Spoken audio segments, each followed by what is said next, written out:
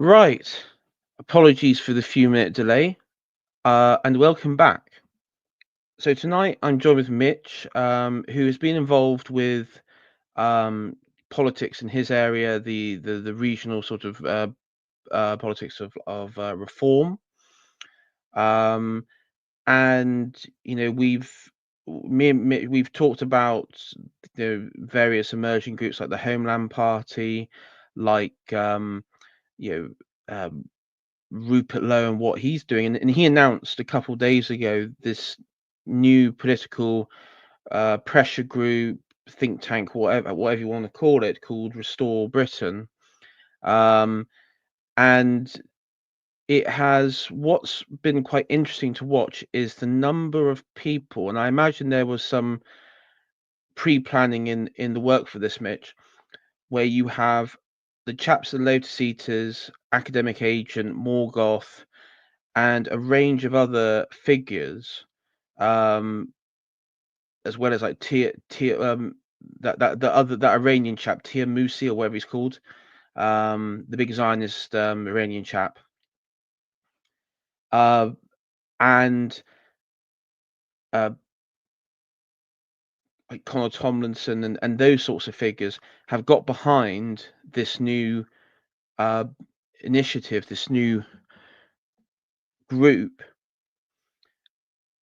and it's really caused quite a stir in our sort of network because it actually demonstrates that there we have an MP who is willing to be involved with and in communication with people who in our circles and in our circles for the last 5 years have been considered beyond the pale.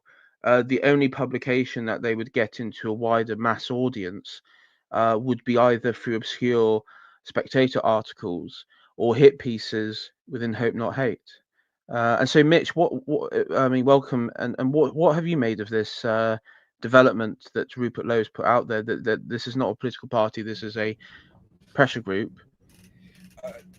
Yeah, I got lucky because on one hand, you got Ben Habib coming in with his Advanced UK, which is just largely a one-man band, and there's so many people on the right where it's all sparsed out and all just cutting against one another. Whereas with this, it you know it'd be great if it becomes like our version of a Fabian society, like it's still that permanent movement that always pushes the envelope our way, because it's like you have CPAC over in America, where anyone of any importance on the right in America have to like go to speak there. I can imagine that's probably something like that could be entertaining for them a pipeline with Restore Britain, where it just becomes a massive. Because you have stuff like New Culture Forum, which I don't really have anything against New Culture Forum. I mean, Peter Whittle has his skeletons in the closet, but like I would say like with Restore Britain, we've actually got a sitting MP.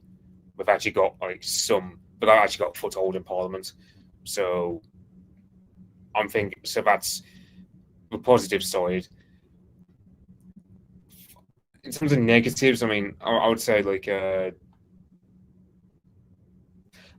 Charlie Downs said he's not sure. Like he's not sure, for example, if it might become a political party later on. Which, so it looks like there's not certainty of a medium to long term future of it, and also, yeah, there are some people who are probably going to get involved with it because you got to factor Rupert Lowe has been working with some Tories, and we better hope that it doesn't become containment further down the road. Like it becomes our thing, pushing the envelope our way, rather than just being stuck in the middle of the road.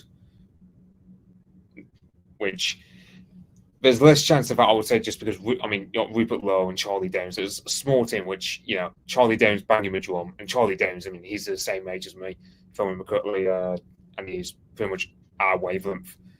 He was on AA's show, so I'm minded to think. I mean, I haven't joined it as of yet. I'm not 100% sure, but let's say 80% sure I might well join, because it's only at 20 quid. Even if it's a damn Yeah, squib, it's 20 quid. It's nothing to crap a bed over. yeah. It's 20 quid for 1 year membership. That's it's not like a monthly recurring thing, or this is for 1 year, 20 quid. So it's not, you know, it shouldn't be a great. I mean, if you're unemployed and watching this, maybe that might be a different story. But yeah, it shouldn't be too bad. I think, if you become a member, again, I haven't, John. I have thought about it. Um, you get to vote on policy and everything. And as I said before we went live, Mitch, I've researched um this new think tank, this new pressure group, uh, Restore Britain, and I've been watching the reaction from across the right perspective. I've actually tried to go to every sort of corner, from the most niche um ethno-nationalists, former BNP types on the right, to the more sort of on the online um you know circles that we're in, and the to the sort of more like center right, and then Lotus Eaters crowd. So I've looked through the spectrum to get sort of the reaction and the excitement. Um, and I do want to sort of just give a quick monologue before I go in here, and I'll start off with the negative of this. Negative that I have, and as you mentioned, this is, and I think Charlie Downs, or I think it was somebody on the Lotus Eaters, maybe Dan, said about being the right wing version of the Fabian Society, and it should be, and it could be, but this is the key problem. The people that have already surrounded themselves within the board, people like the Conservative uh, leader of London, Susan Hall, and um, figures, you know, the sort of Conservative crowd, are in themselves the problem. And I know Charlie Downs has been talking about restoring Britain, identifying the problem. And the way that I've viewed this, Mitch, and people in chat, and hello Nathan and everything, and Hitman, because we talked about this. I view the problem in this country is, and we could talk about the immigrants, the percentage of foreigners here, and this is a problem. And the fact that they have their own sort of vanguardist groups that persecute the majority population of this country in favor of their own minority interests. But let's talk about the English people for a second, the British people. What we have lost is a self confidence and a self national purpose. And this has been a very long term thing. And I believe that the only way to achieve this is effectively radicalism, a radical re-emerging, reawakening of the English people. And I do not believe it can be done by the likes of Susan Hall or people like that surrounding Rupert at the helm. I do believe Rupert gets it. I honestly do believe Rupert gets it. But you cannot surround yourself with the people who are effectively a function of the problem. Because the problem is, it is kind of like it's the enemy within. It's the enemy within yourself. It's within the inbuilt, and we're all, because of men and women of our age, we have inbuilt um you know forms of nihilism. We have inbuilt liberal ideas and liberal notions. We have we are probably, even if we don't want to admit it, on a subconscious level, we censor ourselves of speech. I do it at work every now and then, because I have to remember where I am and what setting, and I hate to do it.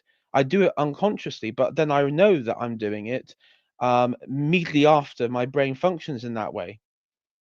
And so for me, any sort of movement, it has to be not so much fighting the uh, exterior enemy. They need to have figures and thought leaders within the movement that can like a radical new wave of thinking, just like the Fabian Society did in its day, just like many of the Frankfurt School of the Marxists post World War II, and the sort of therapeutic state, the likes of Ayn Rand and the likes of the sort of striving for individualism in the wake of um, in the Cold War period leading up that we've seen in Adam Curtis documentaries, the breakdown in community,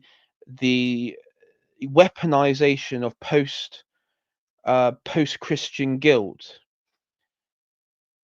and also the co-opting of causes. One of the biggest tragedies is that so many on the British right and so many have been duped by this Semitic causes, which has in and itself serves no benefit, no profit, no um, need for the British people. But this is where we are at the moment, and um, my ultimate negative thing is that unless all these people will say, and Charlie Downs will say, we want to get to the heart of the problem, we want to get to the fixing Britain. But to do that, you have to ask yourselves the difficult questions which will go against everything you know internally. And I do not believe that there will be many people who will have the mental capacity, courage, mindset to confront those issues. Mitch, I'll hold it. Take it. Do you understand what I mean? Yeah, because there are some people in my right who, for example, they might go, "Oh, and this is going to become a thing with," because you have that Glastonbury thing where all the shit libs are celebrating Palestine, and you're going to get a lot of the right who just go contrarian about it and go, "Oh, if they're pro-Palestine, we must be pro-Israel," and it's Yeah. entirely. Or like because of Susan Hall. I mean, I don't really know too much about her. Like I remember like she tried to become London mayor, and the liberal side of it was up the Wets didn't like her apparently. All I know of her is that she could just comes across as, like middle-aged uh, woman who's just irked off that everything's just been grifted off to the immigrants or and whatnot.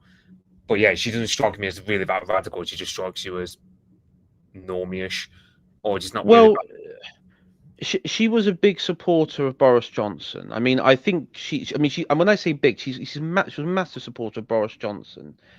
Um, and look what happened with that, with the Boris wave of immigration. I mean, this is the main thing, right? The immigration, the radical demographic change um, of the country, and you know, I will say with Boris, there are plenty of people in my neck of the woods who still think of him as like, massive Chichilian figure. Like a lot of them being reform voters as well. So like that's one thing I really well, wouldn't give Boris off. yeah, I'm not surprised. I mean, he can always play into that he was did in by the establishment who wrecked the country. That would probably be his political tactic. That if he ever wanted to utilize, that he was did in by the establishment. I mean, the problem that you have with Susan Hall, and this is, she was around during the time when Boris Johnson was mayor of London, and in that time he wanted to give, you know, citizenship to a lot of the foreigners that were present in London. Even during the conservative, when the Conservatives were, in power on the local level in London, in that short space of time, London has gone to where it's majority foreign, where the English people through the likes of Serco that Morgoth and co have pointed out, were forcing them out of social housing. And and then also there's the cultural pressure where you have on an individual level families realizing, oh, my children are going to be like the only like white English children in the classrooms. And you know, and you have this character in there who was there for all of that. And you know, it doesn't instill any confidence. And yeah, I will make a prediction here now. I can see um maybe not Susan Hall, but that sort of wing of things within Restore Britain will take objection to maybe people like AA, Morgoth, and that sort of crowd, because as being too radical, too beyond the pale, too nasty politics. Because this is their default position. Whenever you actually get to you don't mince your words and you actually get to the heart of the problem of that, it's effectively um, these people can't stay here because otherwise there isn't going to be a Britain left. I mean, and unfortunately, within the their own website, they do talk about removing illegals, but also deciding on who gets to stay. I mean, I would say in reality, this country is beyond the point about talk about staying. I mean, really, the conversation has to be now of basically large scale repatriation or remigration or whatever, however you want to call it. It has to be at this point, and how we can do this on, you know, deciding policy is okay. You got the option of revoking visas, revoking citizenships, you know, but also making you know, an environment where, you know, like I mean, one of the policies that I've seen banded around in the past before is actually preventing low skilled immigrants who are working in UK from sending sending money back home overseas. Because in my workplace and or in my previous workplace, and I know in many workplaces which there have been, medium to low skilled, that is quite a common practice. It was a common practice when the Poles and the Eastern Europeans were here en masse. It's a common practice now with Africans, Indians, and others that they send money back overseas. Now, that as a policy would um, remove a very big incentive.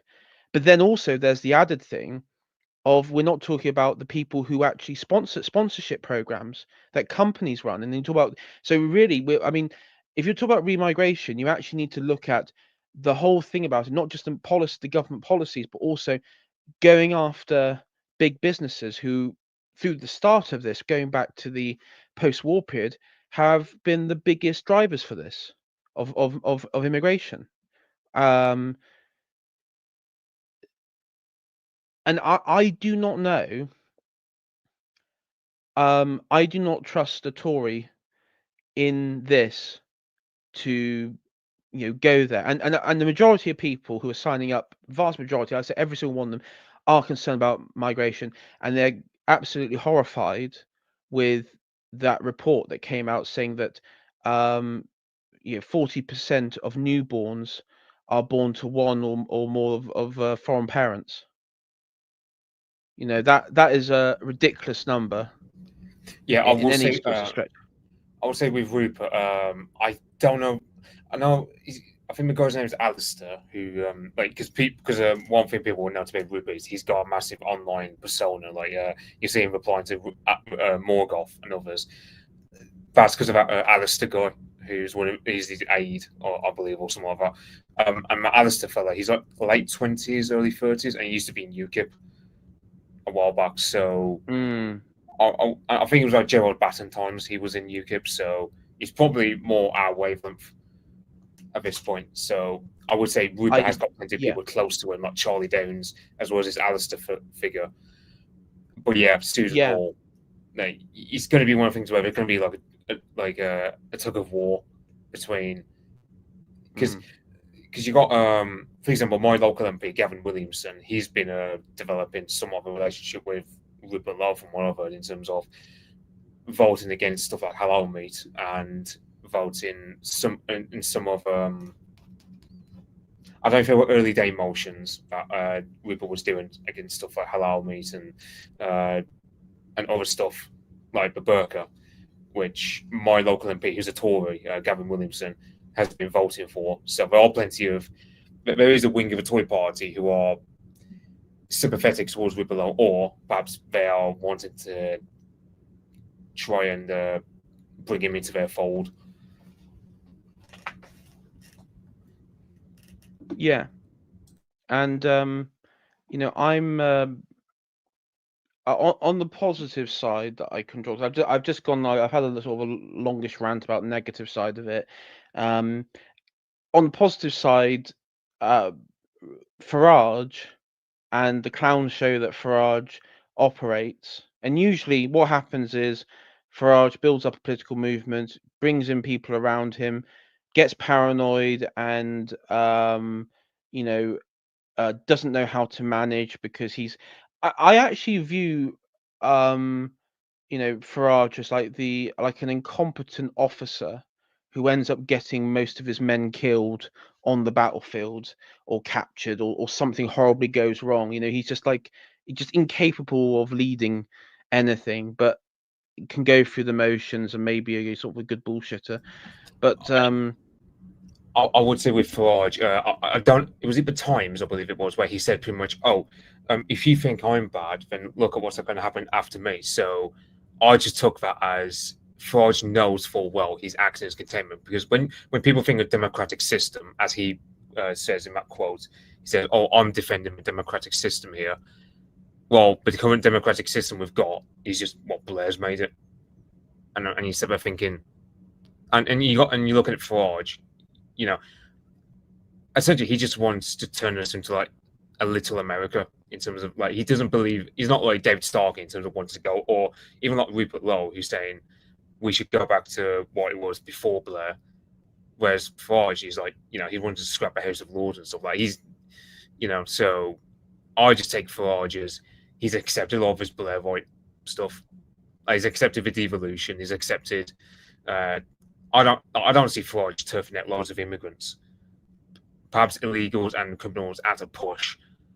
But yeah, I don't see Farage having the stomach to do all that, because I think deep down he's accepted a lot of all the Blairite stuff. yeah, Tice is that peak officer who would get all your men killed. I remember someone posted about that on Twitter a while back. Yeah, and uh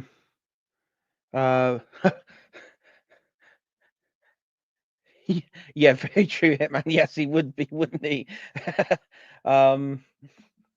Yeah, there's a World War I general and of the Italian general from Hitman there.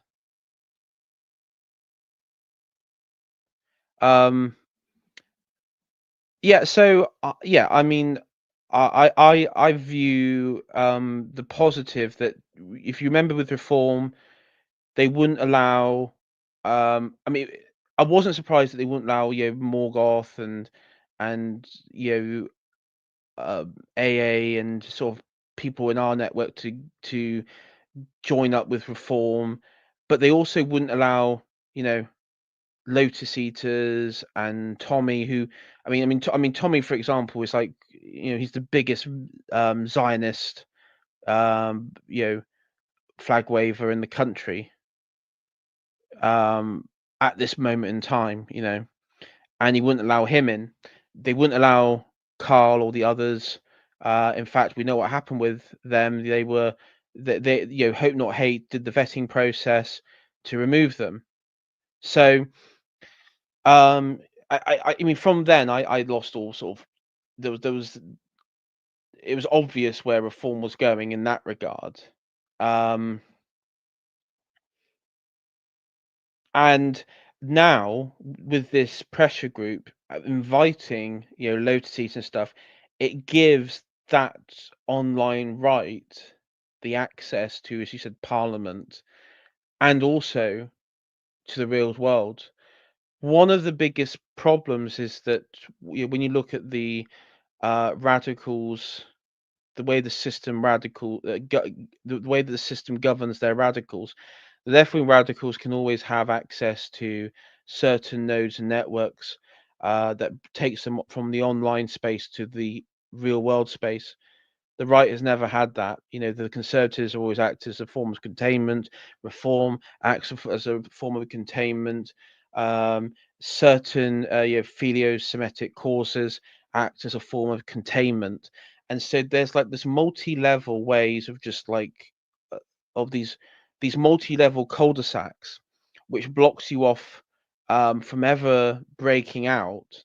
The only way that that within is doing our own projects within, being part of our own groups, our own gatherings like the Witan and what have you, getting sort of like getting certain like journalists and stuff, and that's sort of like it's sort of given certain opportunities, but this one with an MP is a very, very big opportunity.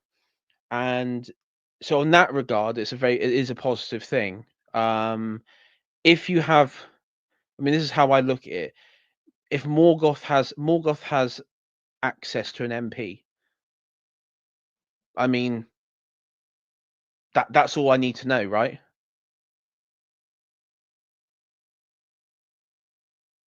Is that right, Mitch?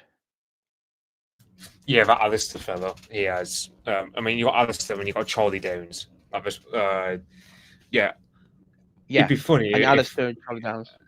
yeah, and it'd be funny if Rupert Lowe become, because you got that German fellow Björn Hooker, who on behalf of the AFD, he won a massive, like he won the largest amount of seats in the state parliament for the AFD, and he had an army of Zoomers around him, an army of our guys Oh around him yeah, in Turingen. I remember that one. He won Thuringia, which is his home state, and he was condemned by many in the AfD of being too right wing because he was kind of indifferent about uh, the Fuhrer the first the third Dyke, and he was indifferent about that. But he, what was funny is when you had all those state elections, they were the only ones to actually win successfully, like the actual like majority or plurality of seats and votes. The AfD and the others either came second or there was like three-way splits. So, um, you know, as I, and you're right, he had an army of Zoomers, and he ran particularly on a platform um, of and the AfD on the other states ran on. I watched the campaigns. A lot of them ran on populism, like on a very like strong American talking points, and it guess it makes sense for recent German history. But he ran on the platform of a bit on the populism side, the counter jihad stuff, but he also ran on like German nationalism and being proud of being German, and he won. Yeah, He there's won.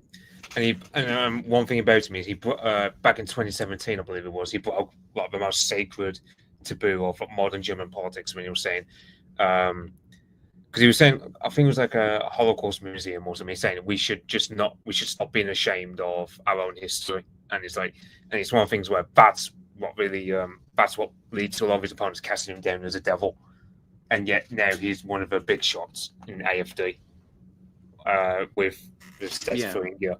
So it's kind of one of the things where it's like one common critique of like Rupert is, oh well, he's too far along, and you go, I mean, I'm sort of thinking, if anything, like the radicals are, I would say we're at that precipice of history where someone like Rupert Lowe would become a lot more popular. I mean, it's something like what is it? Like a third of Reform voters know who Rupert Lowe is. So you say that Reform is getting like 30% of the vote these days. So that's 10% of the population who vote who are aware of Rupert Lowe as of this moment in time. So if Rupert Lowe is able to play his cards well, he can hold reform's feet to the fire, so to speak. Because I mean, Aaron and I would argue that someone like Farage, yeah, I don't believe he's fully genuine. However, I feel like with Farage, he likes to be liked, and he doesn't want to be seen as a traitor or anything for the rest of history. So I imagine Farage, someone like Rupert can hold his feet to the fire, even if, like in a scenario where Rupert Lowe's treating this more as a pressure group to get our policies done, rather than simply catapulting Rupert Lowe into 10 Downing Street. I mean, I'd personally say, you know, I'd have more confidence in Rupert Lowe in terms of deportations and whatnot than I do Farage. But like, it's one of the things where it's more likely we're going to get Farage. So perhaps best case scenario would be something like Rupert Lowe holding his feet to the fire on this.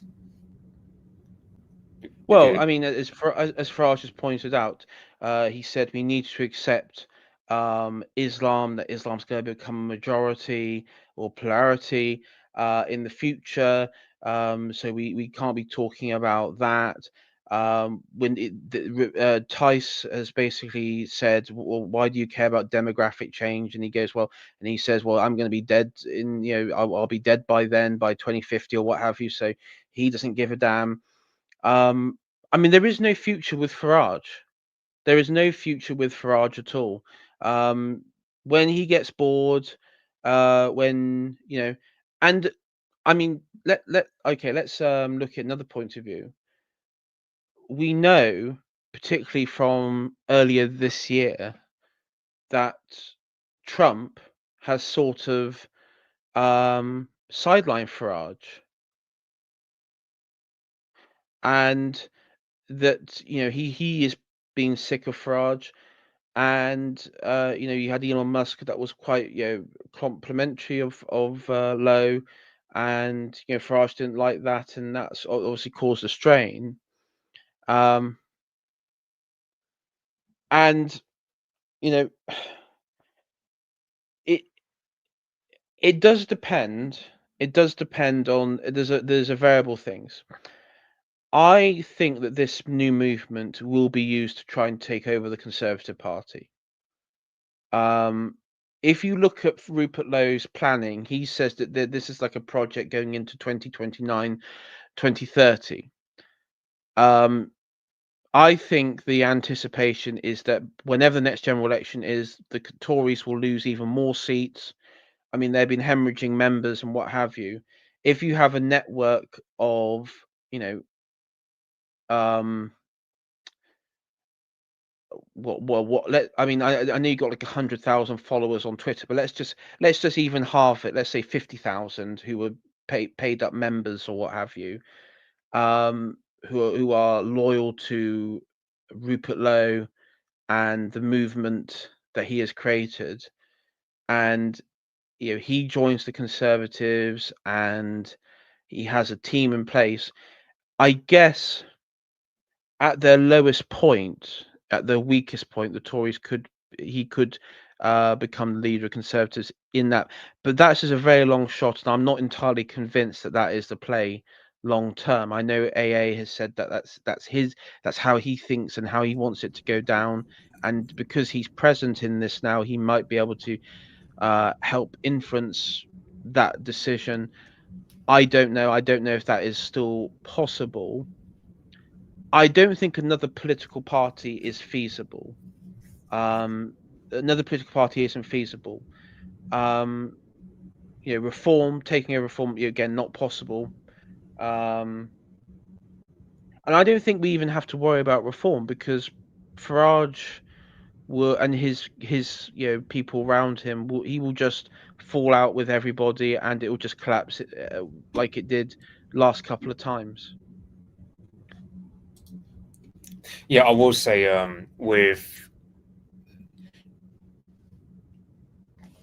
what was I going to say? With the that's what I'm trying to thought now.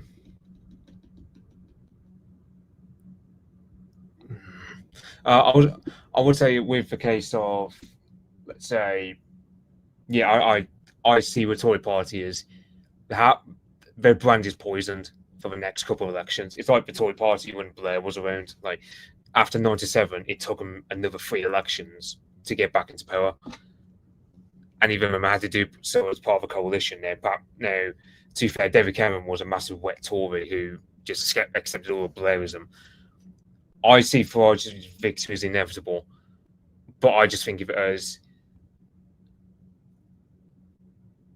I just think Farage at the very best he'll be like Trump's first term, where a lot of the changes are more cosmetic rather than anything. Like, yeah, he'll do some good, but ultimately he doesn't do it anywhere near enough. And I'm just looking at reform and going, for example, how can you say that you've got an anti-immigration party when you've literally got a Sri Lankan Muslim high up in your hierarchy? Because like Ant Middleton, for example, he's pretty much been demoted from the operationals of reform because he said on Twitter, among other things, he doesn't believe that foreigners should be anywhere near leadership, including Well, Yusuf. I mean, I don't even know why that is a strange. I mean, in my mind, that's not even a radical thing to say. It's obvious, and we're going to go through the policies here. It's obvious. It's obvious that you shouldn't have foreigners or people with dual nationality anywhere near power. I'm of the view. I mean, unfortunately, here in the UK, on the local level, you have foreign nationals. I mean, one of the sort of high-profile councillors where I am is a foreign national. He's a Portuguese fella. He shouldn't be allowed anywhere in local government, even if he's European or what have you. He really shouldn't. And that should not be the case. It isn't the case in most countries for obvious reasons, because then you just have, you have a breakdown in the social cohesion. I mean, it's kind of obvious. It doesn't need to be explained. Yeah, there's I think Fabian posted in my Discord. There's that one reform fella somewhere over I think it's called Ilford over London way, where Raj Forhad is a Bangladeshi nationalist. Like he was born in Bangladesh and he's pretty much a massive Bangladeshi nationalist. I don't know if he's a member of some party of it, but he's got links to one of the political parties over in Bangladesh. And you're ever thinking, and reform is allowing that guy to possibly become a local council in the area, if further down the road, an MP in that area. Yeah, And it's like, I mean, it's just, yeah. I'm just looking at it going, yeah. I'm looking at that going, even just like milquetoast civic nationalism would just say, okay, why on earth are you letting someone who's got Bangladeshi nationalism in their political history anywhere near a British local government post? well, and how many times has Farage and that people banged on over the years Labour, like, yeah, you do realise your constituency is here, not in Palestine, and not in Pakistan or Kashmir. It's like, you know, what the fuck are we guys doing? Absolute clown. I mean, they're absolute clown show and embarrassment. Now, Mitch, and hello everyone in chat. Sorry, I've neglected chat a bit. I'll just say hello, Sunny Jim, Hitman, Cyber Chud, Nathan Hood. Thank you, coming on here, and Diamond Geezer and John Best and Jammy One and what was it? Where did go and hiking Fingolf. Thank you for coming on. So Mitch will just be back in a sec. What we've got up here, everyone, is the policy proposal. So this is on the Restore website, and this is like the sort of main what they've got at the moment as policy. So on the overview here, you got the principles, which we'll go to, but you got defund the BBC. An Englishman's castle. Englishman's home is his castle. restore the death penalty, net negative migration, which is a phrase, and ban the burqa and deport all illegal immigrants. So we just start with the principles.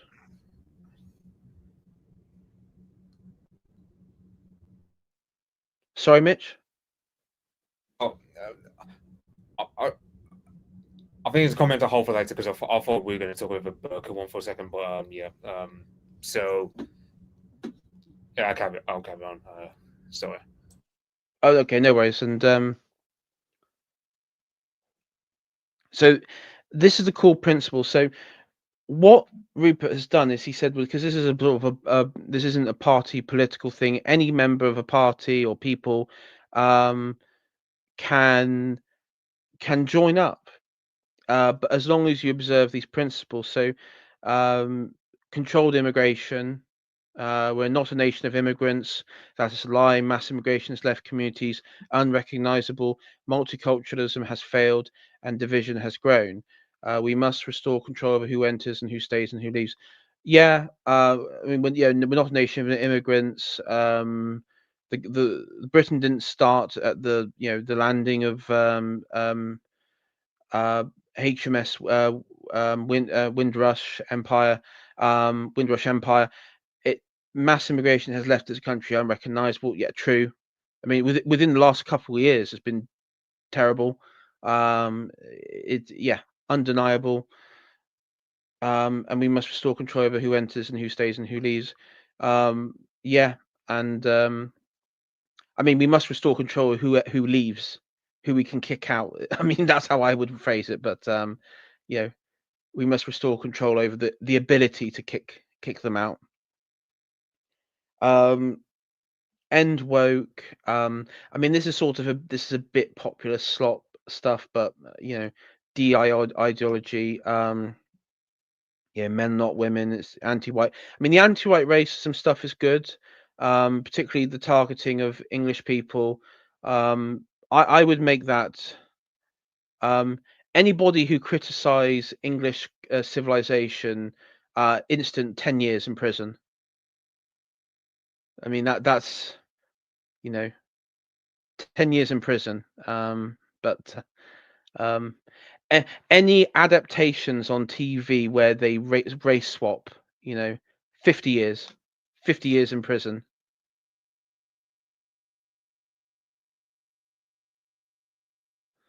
Yeah, yeah, it just comes across as I know the same sort of stuff you get from what was his name, Anderson in Reform, like the whole Yeah, with the yeah, reason. It's kind of like it's kind of like restore reason and common sense. I mean, yeah, it's just regular stuff you hear from a guy down the pub. yeah. Or Like restore reason and common sense politics. I mean that this whole section I would say is actually a bit of a sort of a leftover relic that probably carried on from reform and stuff. But I mean, yeah. Ultimately, I think on this particular topic, I think it shouldn't really be talked about because it's self-evident. And I think when you talk about it, you sort of lose because you're entertaining. Um, it's like a drug addict. If you want to stop a person being a drug addict, you don't feed the need for them to take drugs. You don't give them money. You don't, help them go to a drug den. And the right should not be feeding this sick addiction.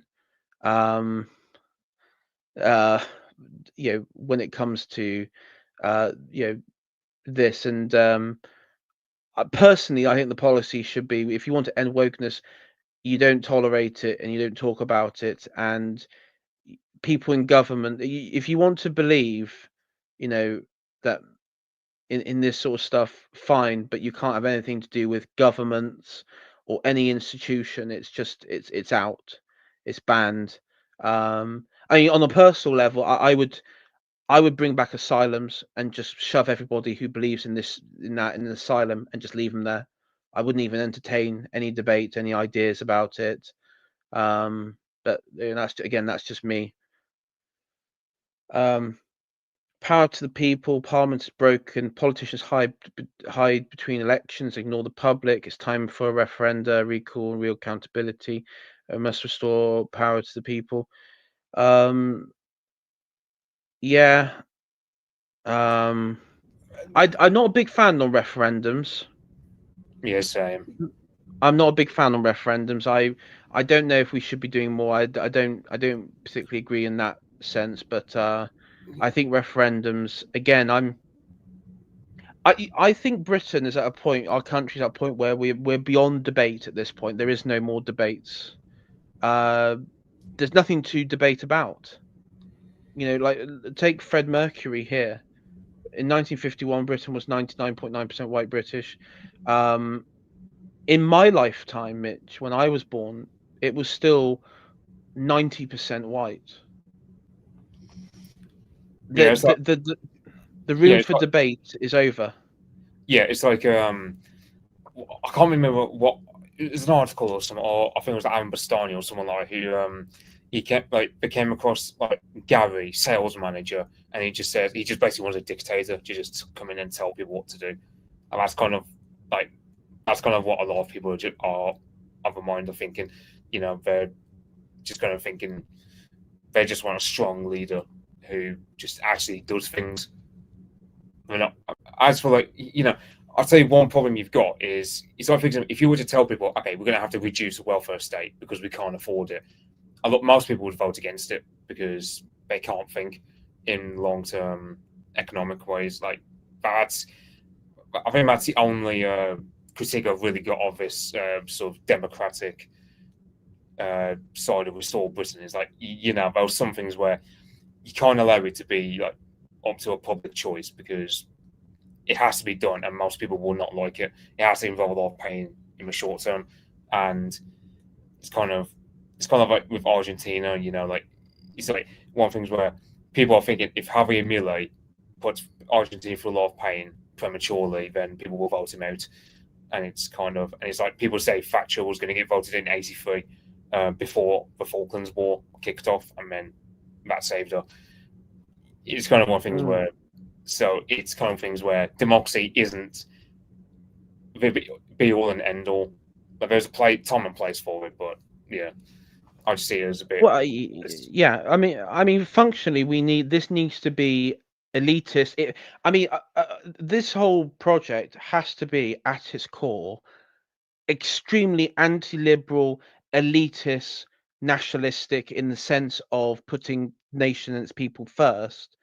Um, None of this bottom-up power to the people democracy stuff because that's Fabian talk. I'm sorry, but that is Fabian talk at the end of the day. This is sort of justification we use. Um, Justification for our power lies solely with the fact that um, we have, I mean, you maybe not go into the whole divine right, but we can say that this is our right as English people to preserve civilization and our institutions. Um, we have a biological and blood right to this. I mean, maybe toned that sort of rhetoric down because it's a bit too much, but you get what I mean. That this is, you know, maybe even like or maybe even use like the phrase like a witan, like a sort of collective. But I don't know. I'm, as I say, I think the time for debate is over. Cultural confidence. Britain is a Christian nation with a history to be proud of. Migrants didn't build this country. Britons did. Stop apologizing for it. We must restore national pride and cultural identity. Yeah, I think Britain's did point. I think that was a bit of a swipe at David Ball of at Reform for the crap he spit on his literal first day as chairman. So I can understand that. Yeah, there's not really anything to disagree with, really. No. But Hitman. oh, sorry. Sorry, I was just gonna say Hitman. Did I did watch this interview, so thank you for reminding me, Hitman. So Charlie Downs did say in AA interview that they hope to synthesize power to the people with elite power. Um, yeah. Um, so I mean, I listen. I honestly do. Uh, if that is, if you have a set of elites, and they go for a new high-low, mechanism where you have this organization on the right and the native British masses as a group, um, that would work. Um, it would mean, though, it would be, uh, at the end of the day, elitist. It would be, and it would be exclusive.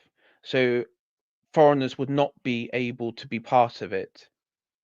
Um, the based Zionist Sikh with his mate Tommy Robinson couldn't be part of it because at its core you can't have, as I said, you can't have dual loyalty.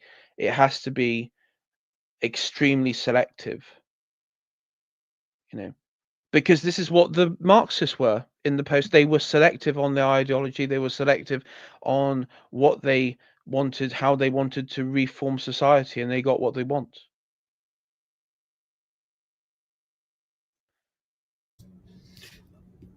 Yeah. I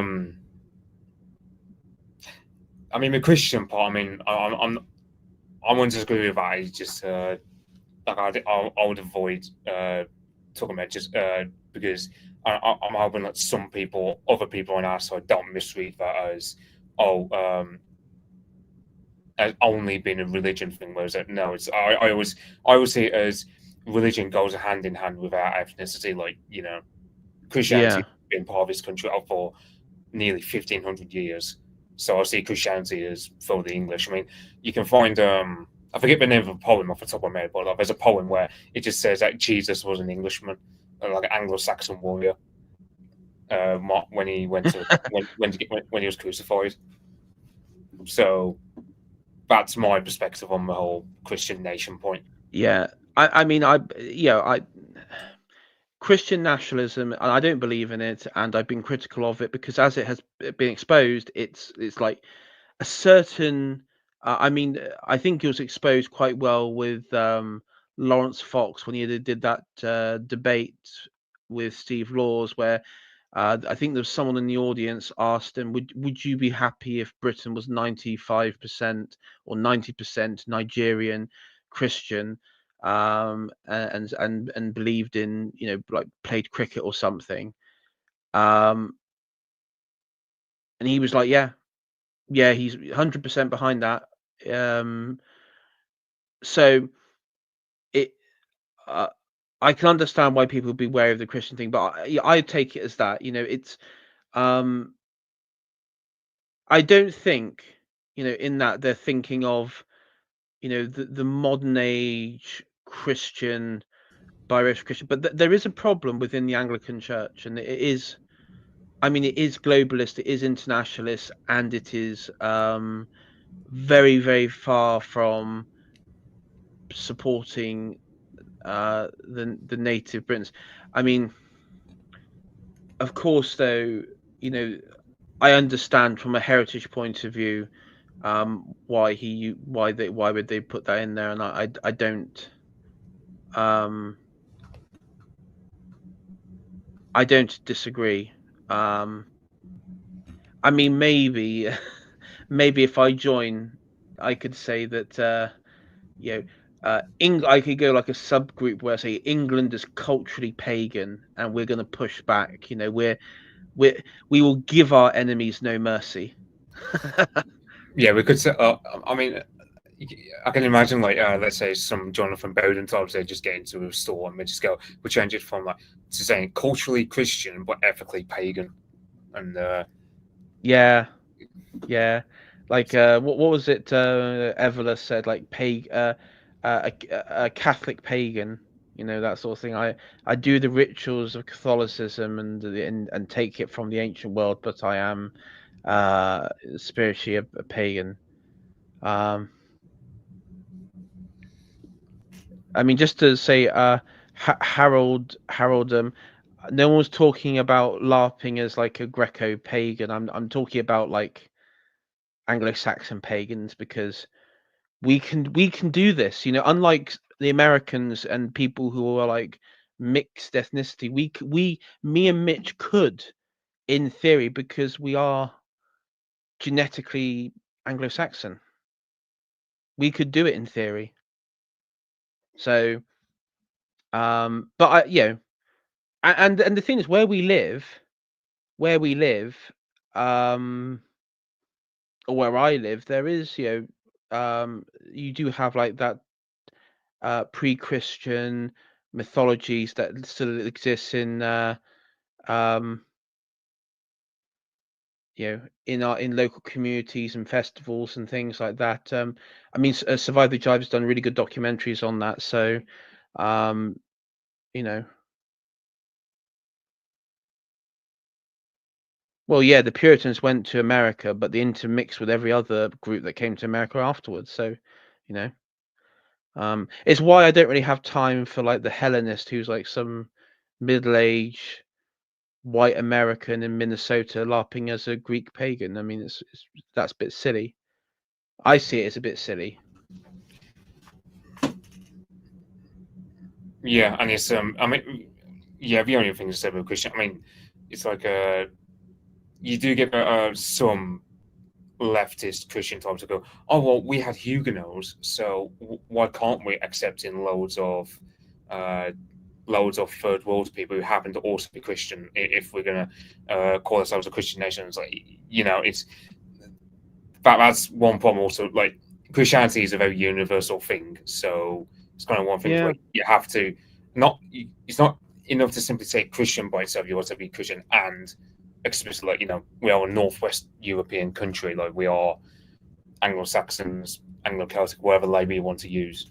So you'd also have to explicitly say that because you could get away with just saying Christian back in like, so let's say in the time of Richard Lionheart, when Christian was a synonym for white and Muslim was the way you said brown people back in those days. But nowadays, yeah, you've got Christianity all over the world.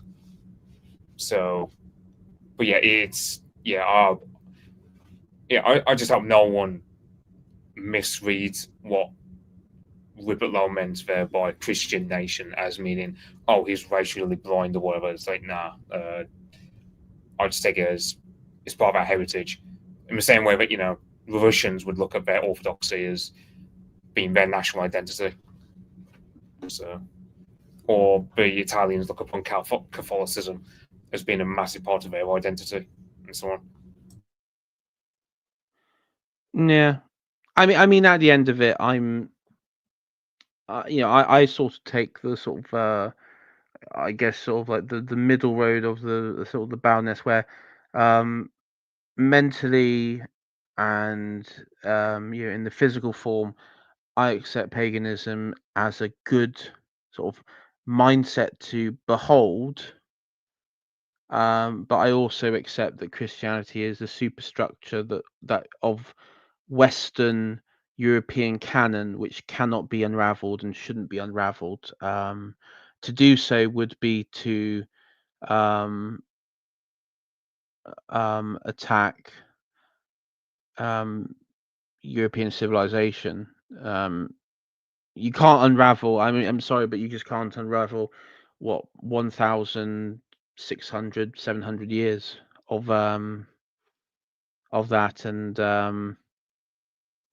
I know there are some Odinist types and people like that, but who take that view, but I'm not one of them. Um, Now Charles White, who's joined, there's a couple of people who joined, but Lowe is a Tory agent. Tory donors will fund him try and attack reform. It will not work. I mean, that is fundamentally, Charles, the fear that I have when it comes to this, and I mean, we shall see. I think if you start seeing um, people who are friends of ours who have joined starting to be drowned out and everything, I think that would be clear. Um, and this is something that you know, I'm 50 50 on this. As I say, I need to see more what happens. um, what sort of power the board are going to have, over and everything. Uh, what sort of policies? Unfortunately, and this is just how people on the right are. People on the right are highly neurotic and are prone to falling outs, and there'll probably be a couple or people who will rub each other the wrong way, and they'll leave. There may be even larger falling outs, ideological falling outs from in within this.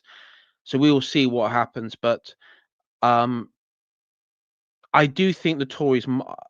I do think there are some in the Tory party who would not be unhappy to have reform there.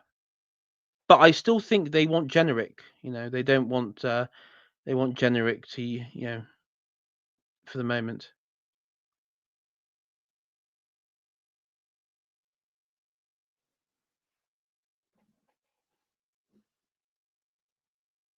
Yes, I'm calling you neurotic. Yeah. Anyway, um, there we go. Power, not poverty.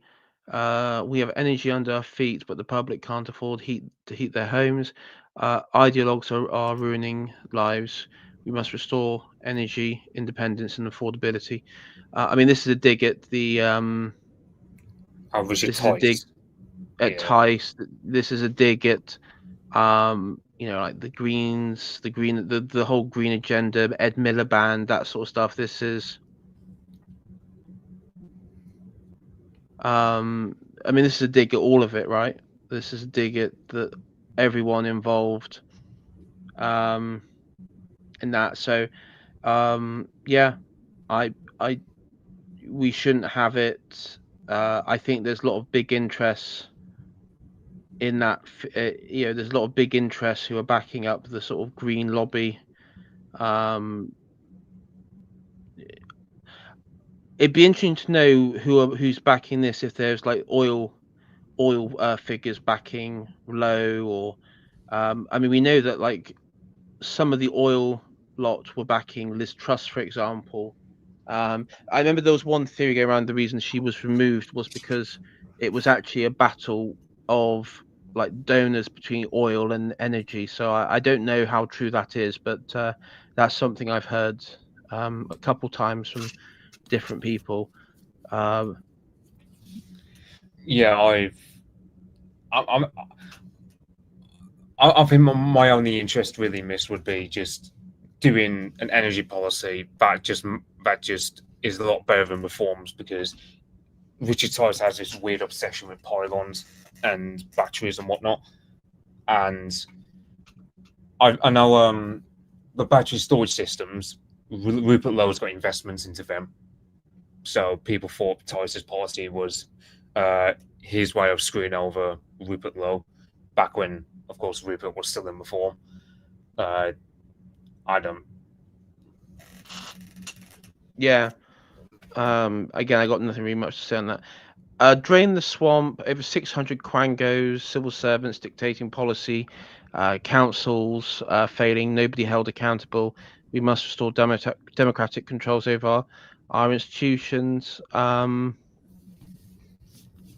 can imagine why we need to be some detail about that, just because you got to think, okay, It is, but other than that, yeah, there's not really much to be said, because no, it it's a happened, bit vague. Yeah, because it's like, well, it's not, for example, it's not, for example, the OBR. Well, they're known for massively sponsoring mass immigration.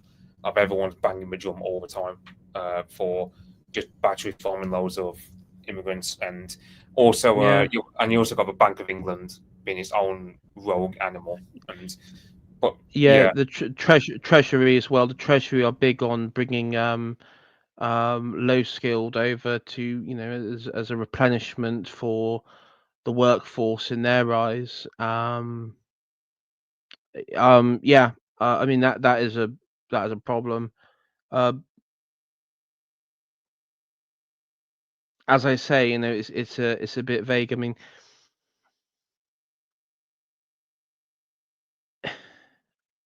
I mean, as a sort of on an institutional level, um, I don't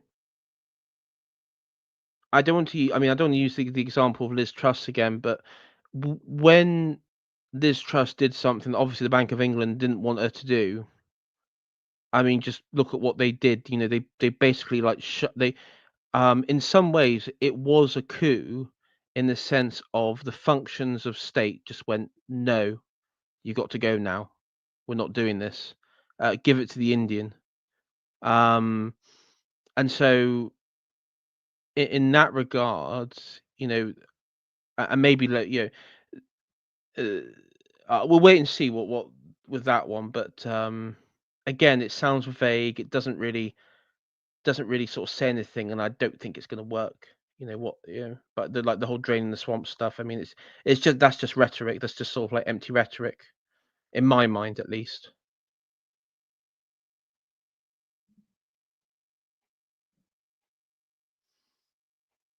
Getting Britain working. Millions are economically inactive. The benefit system traps people in idleness. Work must be rewarded, not punished. I mean, I would say actually, just looking back at these last few, it does sound very Tory-esque. It sounds, um, yeah, Yeah, um, I mean, I'd also say Get Britain Working. I mean, that's another one where you just have to go into a lot more detail because it's quite. You can imagine it's going to be a lot more bureaucratic kind of language. It's not going to be punchy like the mass deportations policy that everyone would be looking forward to. So I can understand why they put that at the bottom of that particular page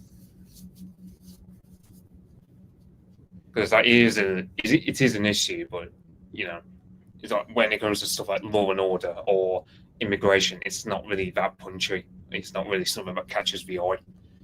no. I mean, let's talk about I was going to say quickly, or talk about death penalty. Restore the death penalty. Sizable majority of the country supports death penalty for certain crimes. Axel, I'm not going to pronounce his silly last name, Southport murderer, and Hasham Abedi, responsible for the Manchester Rear bombings, have both assaulted prison officers whilst behind bars. Prison cell for murder will cost up to £55,000 a year. It is just to execute those guilty of the most heinous crimes. Executional, exceptional circumstances demand exceptional measures. Um, Yeah, I mean, the death penalty has always been popular, even when Roy Jenkins banned it back in the late 60s. Like most people always wanted it, especially for stuff like what Axel did and oh paedophiles. yeah. So it's just one of the things where the people have always been against what the elite have done regarding the death penalty. So uh, I'm and reform is silent about this. I don't know why reform isn't banging the drum on this, given how popular it is.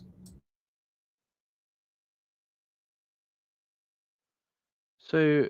I mean, somebody takes a perception here. The rhetoric is weak, as appears to be honest. Why not just this is revenge of good over evil, or some other kind of shit? You can tell us a bit.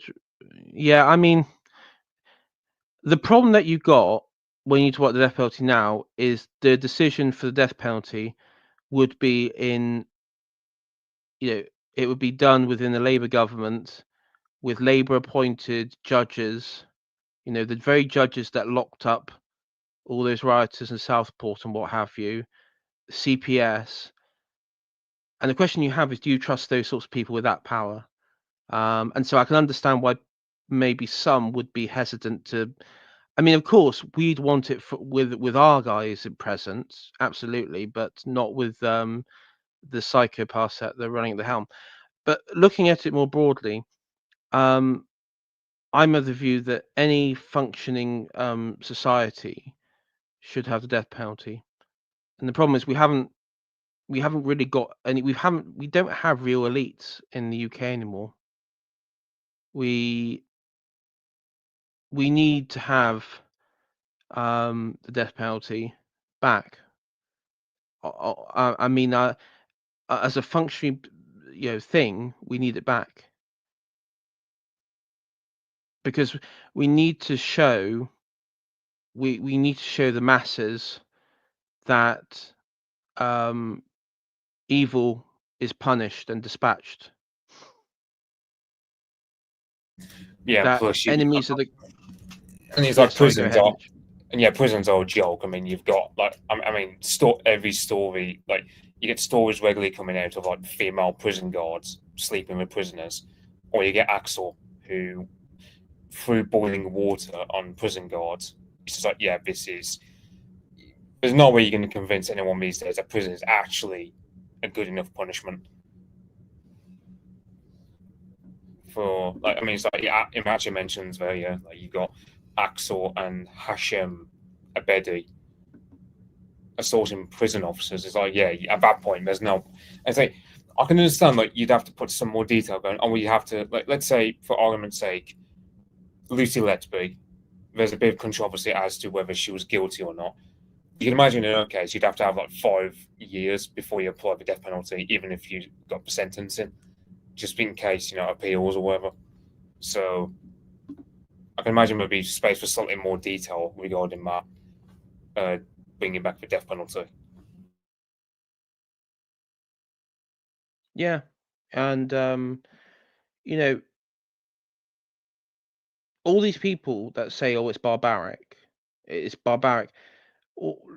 Take a walk at any street, any town or city in the UK, and tell me that this is a highly formed, sophisticated, civilized society, and not a society that's governed by fear because of the barbarians on the street who get to commit crimes willy nilly with no recourse and no threat of violence. And this is where the pagan side is going to be bursting through. But effectively, the state needs to utilize violence against the worst of society. They have to. There's no there's no options where you can't.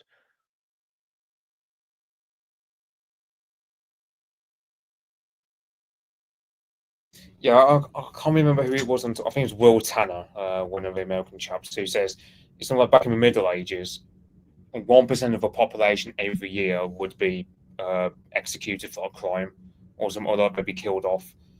And that got rid of a lot of the criminal genes that used to infest the place. So it's going to Yeah, work.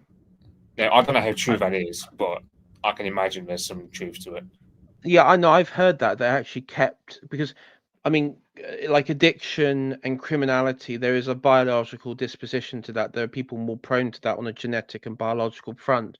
And if you are executing people who are prone to some like the worst acts, that it keeps that sort of harmful, um, that harmful gene, that harmful mindset out of the population.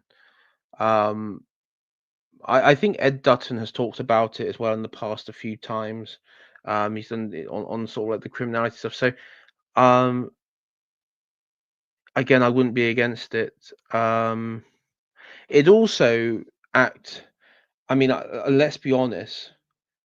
A good portion of this rhetoric is also, I think, in my when I'm looking at the death penalty and like to talk about the heinous acts and everything. I think a lot of that's talking about the grooming gangs. I think it's very there's I think in everyone's minds we all know what it's referring to. These sorts of heinous acts, we know what it's referring to, and I would just say yes. You know,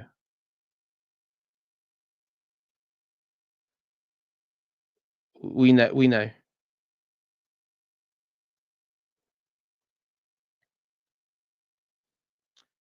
Immigration, net negative immigration. The annual departure of legal immigrants must at least double.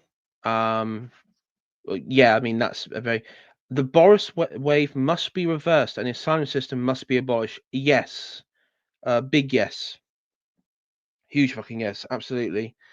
Millions of foreign nationals who cannot speak English live in social housing, claim benefits, refuse to work, break our laws, or entirely fail to integrate should go home. I mean, that's all of them, nearly. That's every single one of them. Yes. For the Yeah, foreseeable future. I would say anecdotally, for example, like my area is I mean, my local village is very white, but there's a Pakistani family that live around the corner. They've been around here since as long as I've been alive, really, like over 20 years. They still can't speak English that well, and they're surrounded by English people for well over 20 years. I'm sort of thinking, just by that criteria, you're gonna have to be chucking out millions and millions. Like Steve Laws himself would just I think the only problem, I think the only issue you could say is, oh well, perhaps it's slightly not as explicit as someone like Steve Laws would want to do, but it achieves the same goal anyway. As the only on the integration point, I mean, I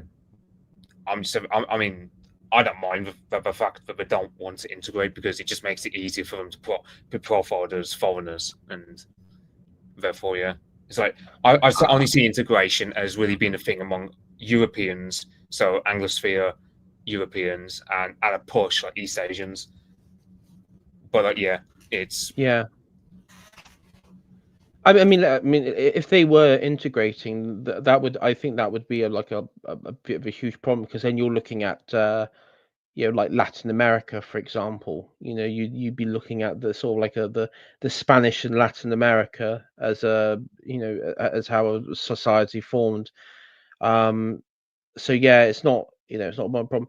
I guess on this, it would be such a negative and hostile push, if any of this was implemented, that maybe like your neighbors and people would just take the view, listen, living in this country is too much a hassle, we're just going to go off somewhere. We're just not going to, or we'll go back to our like clan holdings, or our families in Pakistan or Kashmir or wherever. We're not going to stay.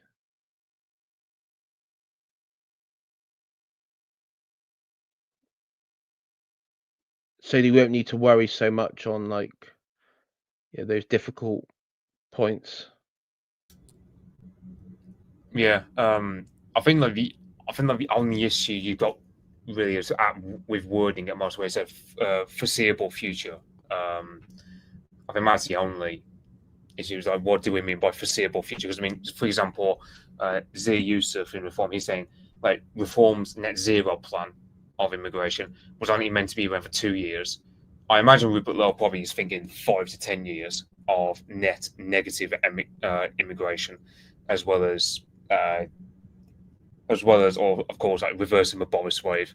I think Charlie Downs was a guy who banged the drum saying reverse the Boris wave, because previously I don't remember hearing Rupert Lowe saying that before on Twitter.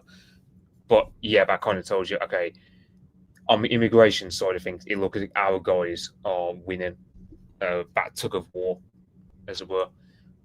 So that's the main thing. Yeah, I mean, yeah, this is but as a few people in chat have said, as long as this isn't going to be co-opted and then just by the usual suspects, or and nothing will come of it, or nothing substantial will come of it. But again, that'll be yet. I have to see what happens later on down the road, and how what comes of this.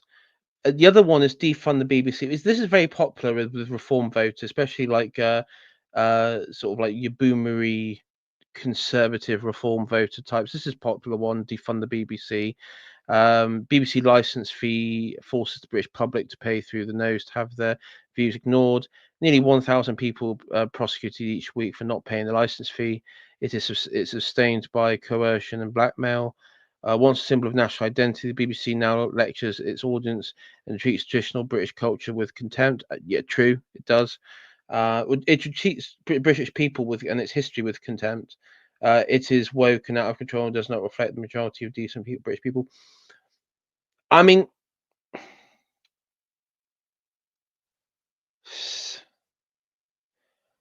I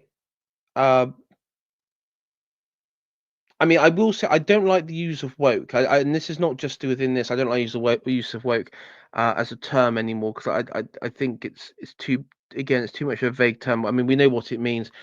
I mean, the wording of it is a bit, again, it's sort of more Tory reform boomer adjacent. But I mean, what do you think, Mitch? I understand the need for defunding the BBC, but at the same time, being in control, I do actually see the benefit of like a state. You know, they say it's a state broadcaster, but effectively it's official state media. The BBC is just official state media. Yeah, I mean, I think I said it because on the topic of what institutions should we to keep around. So the BBC would be one because when you look up guys like Viktor Orban in Hungary or Putin in Russia, one thing you notice that the first thing they do is they secure the media. Now, BBC and Channel Four are pretty much state operated. So if someone like Rupert Lowe were to be in charge, I'm hoping he doesn't go into that libertarian route of I'll just sell them off to probably some random billionaire who's probably gonna staff it with loads of shit libs. I would just, I think, I think what I would do is I would just massively purge the BBC. Like it's a very top-down organisation. I'll just purge people there. I do like though the fourth bullet point where it says once a symbol of national identity. So I see it as a bit more conciliatory. I'm willing to not just go the full-on libertarian route of just defund it and sell it off because it is a cultural institution, and I think on Mm. one hand I don't believe in a license fee. I don't believe people should be prosecuted for it, but on the other hand, I don't want it to disappear. Like I'd want it to be run by our guys. Yeah, I mean, there was a point. I mean, I talk about the Adam Curtis documentaries. Some of those that are uploaded on YouTube now. I mean, you had like the Century of the Self. You had the one that was looked at the post World War II myths and Nuremberg. I mean, this is stuff that you wouldn't. I mean, it's hard to imagine it was shown on BBC on television. Um, Looking at the sort of the relationship of Britain um, and America again, like in post World War II, sort of confronting those sorts of myths was shown on. It was shown not probably prime time, but it was shown on the BBC for the masses to see. And then of course you had like documentaries and something like Kenneth Clark's Civilization and what have you. That's the sort of version of a BBC Britain that worked.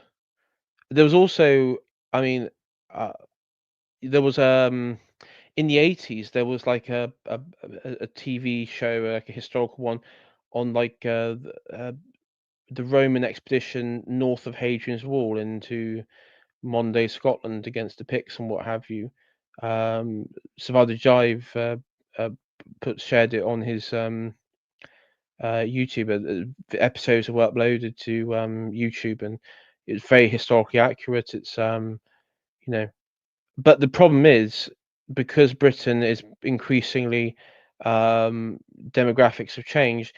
They're now pushing out these propaganda that's trying to normalize it for future generations because they know that this is going to be a problem later about identities where you have um, larger and larger groups of foreign nationalities who will be embedded in their own like vanguardistic groups, and you're going to have more and more British people and young British people who will be thinking to themselves, where do I fit in all this? What is my purpose? And this is something that the liberals cannot haven't confronted yet, because this is why. And I know that there are people who don't like the Overton window and think it's a myth and everything, and maybe they're right. But there is something to the idea that narratives are breaking down, and the thing there is, the reason why more and more energy is on our side of things is because that is what this is a result of modern Britain, and that's why young people are feeling that have no connection, and that is why people um make their way here.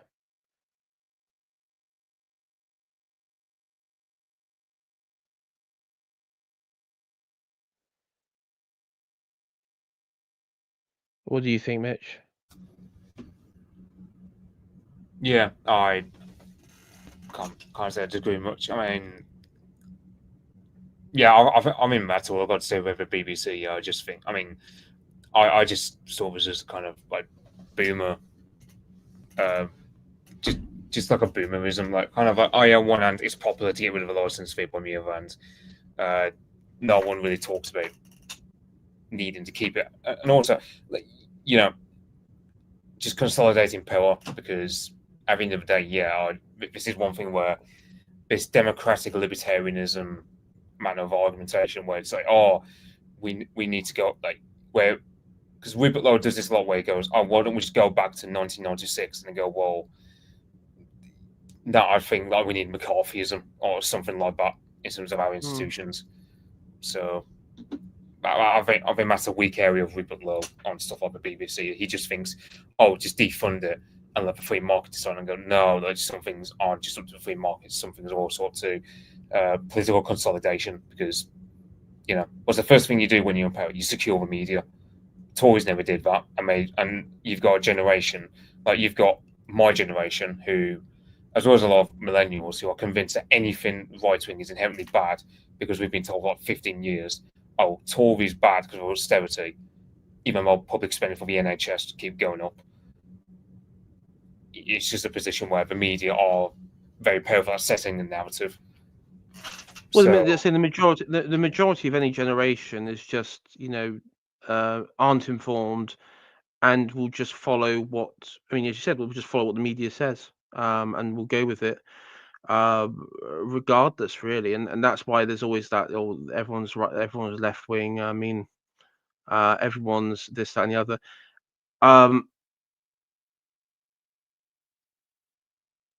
I would address this comment. So, Redwine65 says, uh, it seems like Tommy Robinson is the only one with the pair in UK.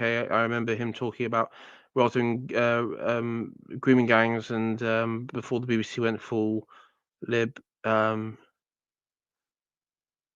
that grape? Grape? What's grape? oh, I think it's like a Grape is it meaning like? YouTube friendly Oh way of right, saying. oh right. Oh yeah, oh yeah. The YouTube doesn't like that word. Oh okay, that makes sense. Yeah. I mean, yeah. I mean, Robertson. A lot of his like EDL days. Yeah, he talked about the grooming gangs, and everything. I mean, the first people to talk about it were the BNP and people like Nick Griffin and Mark Collette. Back in the day, they went to court over this. It was one of the reasons why the BNP won a significant number of councillors in Rochdale, in Rotherham, particularly in Rotherham, back in the day. At the time, it was a given, and I remember, because I was somewhat guilty of this as well. I remember when I heard the story, what there was being said, I didn't believe it. The reason I didn't believe it, number one, I live in the southwest, so I was far away from all that. But also, I just thought it was, there's no way the police and someone would cover up a crime like this. That it sounds too horrific to even be considered true. Unfortunately, now we know the truth of the matter, and it wasn't. And yeah, I mean, Tommy, he pointed out a lot of grooming gangs, um, and everything like that. But you know, as I say, you know, I go back to my thing is, Tommy, he uses his platform is he's a very openly pro Zionist and pro Israel. Um, he isn't interested in migration to the UK, because in his mind, well, he can pick and choose foreign allies that can move to the UK, and he's okay with it. It's not even based on like Christianity really at this point. It's just whoever's anti-Muslim, in his mind. So with him, I would warn to be careful. But at the end of the day, It was likes the BMP back in the day, and yeah, many people sort of jumped on the bandwagon now, particularly I would say with the sort of acknowledgement and the uh this that new inquiry. You had Tories, you had Farage, you had people all patting themselves on the back, um, and I you know I would all I would say is that um, a lot of people careers and lives were near enough destroyed 20 years ago to who wanted to bring this to light. Um, and I get what I said to the beginning of the stream was the biggest enemy for the British people as a group is everything internal, right? It's the internal. It's basically the internal liberal. I understand why Pakistanis wanted to cover this up within their own communities because they want to preserve the honor of their own group, right? And this is something that's pretty, dishonorable that went on, terrible stuff that went on, and they knew that the backlash that would come from this. But what I cannot fathom, and many people can't fathom, is while you had British people in the police and stuff who helped cover this up. And the reason they did is because of all the things I listed of the eternal liberal that has created a deracinated society, um, a loathing of the South, and all these negative things that have been built in, um, has played a part into many sort of just being flippant, ignorant, or ignored it outright. And it is that's a bigger problem than anything that we can talk about, because if you don't confront that sort of like eternal liberal within you and expunge it, and or even learn to silence that voice, you're I, gonna just fall on the same problem. yeah, I would say I think it was Nathan CJ Hood who said it a while back on his Twitter. He said, "So our generations were probably too affected by the liberalism, whereas it will have to be a generation after us that'll have to clean up that sort of things because they won't be as affected." Which perhaps, yeah, because it's like, I mean, I mean, yeah, there's on one hand, you have a lot of people talking about base Zoomers, or you have people talk, and yeah, you can say there's a bit of a kernel chip to that because there's a lot of young lads, such as myself, in our circles. But on the other hand, it's also, well, plenty of us are affected by the liberalism because we grew up in it. So it's like we're not No, untouched by the worst aspects of the system, and you have to be a generation that grows up after us that have to like who are not as touched by the current system to do a lot of the cleaning up.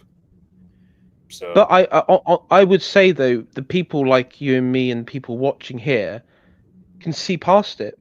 That they can acknowledge that and see past it. And if we were to go out into the wider world, maybe if we were to get involved with this and we were to be completely unfiltered in our what we're saying here tonight, there'd be many who would disagree. I mean, there would be many people who, not from our side, would disagree with us, call us extremists, and probably loathe us, and maybe even the public would loathe us as well.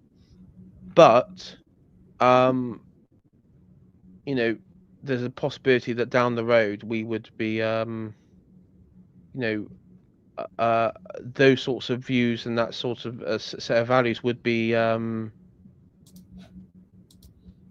would become the norm. I mean, we talk about Bowden interviews. Now, just think about Bowden was talking the stuff that he was talking about back in 2009 or 2008, 2009, 2011. And Mitch, I don't know if you remember that time period at all. I can Maybe remember maybe you're a bit too young. I can remember Nick Griffin on the BB on Question Time a bit. Yeah. Yeah, I mean, I remember I was a 15, 16-year-old, and I mean, I pretended to be at school like a BNP supporter just because in my mind it was edgy, but I then sort of like that was seen as a bit too far, so I sort of like self-centered and went UKIP-ish. But at that time, you know, Lib Dem was considered the cool thing, which is mental thing to say now. It was considered like the fringe cool thing, and um, at that time, Bowden would never had a breakthrough, not like he has now. I mean, a big part of it is because he died. It's, there's a big part of that as well. Um, and as he said, you find in these sorts of figures, you know, great sort of mastery figures or prophetic figures, is they're hated while they're around and despised and not listened to, and then upon their deaths and through the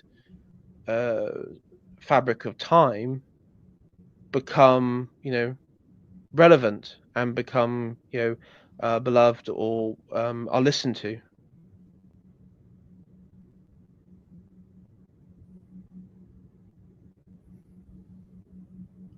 Yeah, I can't disagree with that. I mm, it's I like mean, the you could say classic about Enoch example. Powell. You could say about Enoch Yeah, Powell back in the 60s. But even then, I mean, yeah. it's like for example, my granddad lived in Wolverhampton at the time.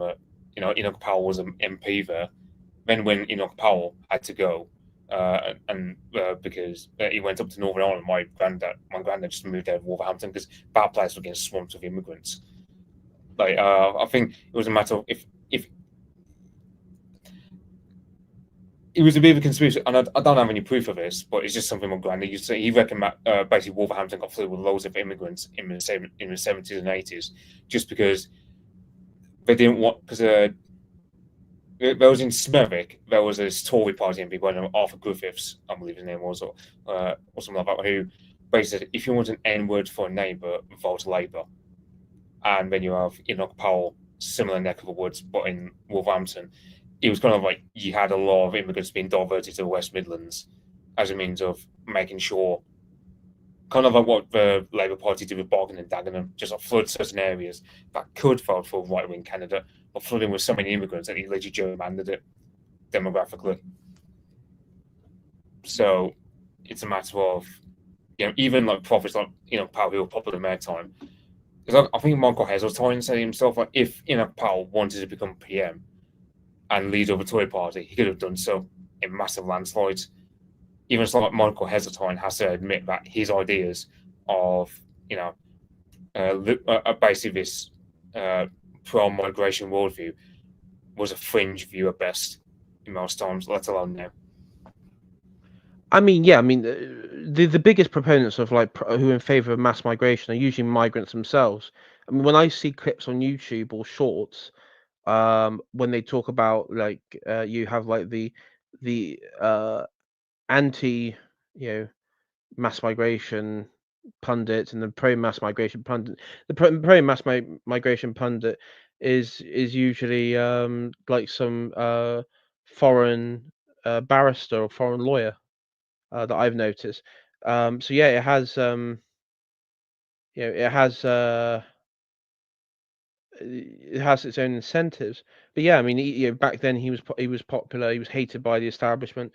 Today, I mean, he still remains popular figure among people on the right. His on Twitter. I mean, he's been dead for way over 30 years now, and yet he every now and then he trends on Twitter and social media.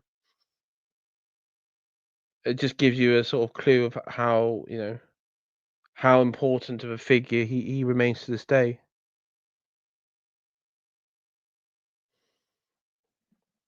Yeah, I think apparently, like, I remember, like, Nigel Farage, apparently he met Powell back in the 90s to go try and get Powell to support UKIP in those days. And from what I've heard, it was a matter of, Powell just said no, and he didn't trust Farage in those days. So Yeah, because Enoch Powell was an highly intelligent person. He's probably met a million people like Farage and that sort of stuff. And um, Yeah. Uh, and Yeah, also, yeah, Powell was way into. Uh, he was into European civilization.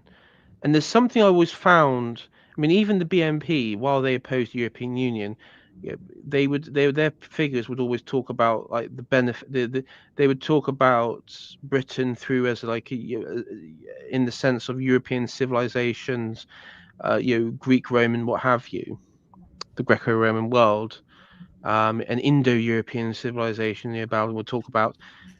I always found UKIP when they would go after Europe and stuff. It seemed just like low IQ, plastic patriotism. It just felt anti-intellectual, anti-Western, again slightly like pro-American, populist sort of slop stuff. Even back then, yeah. Because you have thinking about quoting, where is it? Like I think it's like Churchill quote. That's often inside where it goes, "Oh, um, if Britain must choose between the continent and the sea, she will always choose the sea." And it's like, well, I mean, on one hand, like I just took it as like we Brits are between America and me and Europe, and it's kind of one of the things where America isn't the WASP country it was, let's say, 100 years ago. It's very different. I mean, Trump is a WASP, and he's more our way. He's very Anglophilic and so on. But it's like at the end of the day, the Americans aren't the great ally that we're told they are, and it's kind of one of the things where, and it's not just about Brexit in my sense opened itself up to someone like Boris Johnson just grifting, going, "Oh, global Britain, therefore Boris way of migrants busting everywhere." To a point where for example, I put a photo on the Discord of my local town where there's just like free Quran readings in my local town centre. That's kind of that's only really become a thing in the last like 5 years as a result of a post-Brexit migration wave of that, and it's just kind of one of things where mm. I can understand like we're semi-detached from Europe in a lot of ways, but over times I just think, well, look, we are part of Europe, like we are. I Yeah, mean, I've been to countries like Germany, and I've been, for example, to Germany and to Holland, for example. I didn't really feel much like a stranger there. With dealing with the people there, I just thought, you know, I didn't feel that much different. Like it could feel like a second home in some ways. So yeah. It's not entirely as like you know alien in that sense. But yeah, I get what you mean. So on this bit, it's this section here is ban the burqa. So both the burqa and the niqab are fundamentally un-British and have no place on our high streets. Countries across Europe, including France, Belgium, and Austria, have already banned the burqa. The safety and dignity of women and girls must not be sacrificed on the altar of multiculturalism. An overwhelming majority of Brits back a ban. Um, I, so the third point, I mean, I just see it as the women wearing a burqa, they're probably doing it of their own accord, like they're doing it as part of their culture. So I think that yeah, point's not really a thing. The only reason I don't want to ban my burqa is just because it just makes these people look so foreign. It just makes their job easier in saying, look, these people just have to go. Like they don't belong here. That's it. yeah. I mean, the buying the burqa stuff in France and Belgium, and yeah, the reason is because in France and Belgium, they've had such a ridiculous high number of African and Middle Eastern immigration into those countries. Um, that this is basically buying the burqa is like a forceful way of integration. At its core, it's just a way of integrating people even more and secularizing Muslims. Particularly in France, I think one of the initiatives when they talk about it, it was a way of just secularizing them um, into French society by force, by state coercion, by banning the burqa. I mean, the problem that you have with this is there's more like, I mean, number one, this is red meat. This is like red meat stuff for the voters, and they agree with this because it is. I mean, the burqa and niqab is a symbol. It's a visible symbol of an alien religion, Islam, and it's you know, it it it does represent for many people that you know that sort of foreign ethnocentric religion. I would say though the problem that you have is when you have like freedom of speech, people who argue for freedom of speech, free speech, is that you have the usual suspects that will come up and say, "Oh, what about nuns? What about, monks? What about these people who have some form of religious dress? Are you going to ban those as well? You have to ban those as well to appear fair and everything." And then you have to go through the whole mental gymnastics of it all. So, um, yeah, I'm, you know, Yeah, again, yeah. yeah, I was just say just short point. Because some people on our side, they think, oh, well, if you ban the burqa, a lot of these Muslims will then bugger off, and they go, no, the women would stay at home, and then it would just be less visible as to the issue with that lot, should we say? So, if you want to get the Muslims turfed out, all you have to do is just close off the welfare state and start doing stuff like banning halal meat, which actually with the laws banning the on a lot of the time. I It's mean, that would force them to go. That would force a lot of them to go. yeah, I mean that the halal meat stuff that would definitely force them to go. Um, I mean, yeah, James is right. It's a long overdue. British people start thinking very much like what is good for our group, 100%. And this is what I want it to achieve, and this is what uh, I hope it achieves this project. Again, banning the burqa stuff.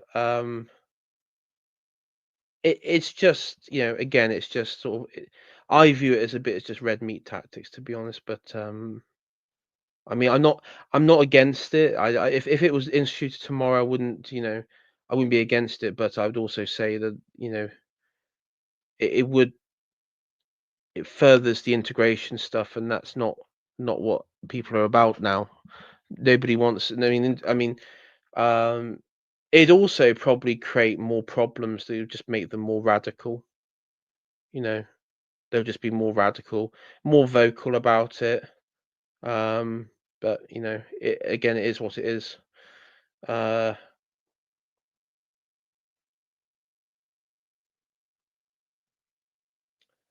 just think, Englishman is a castle.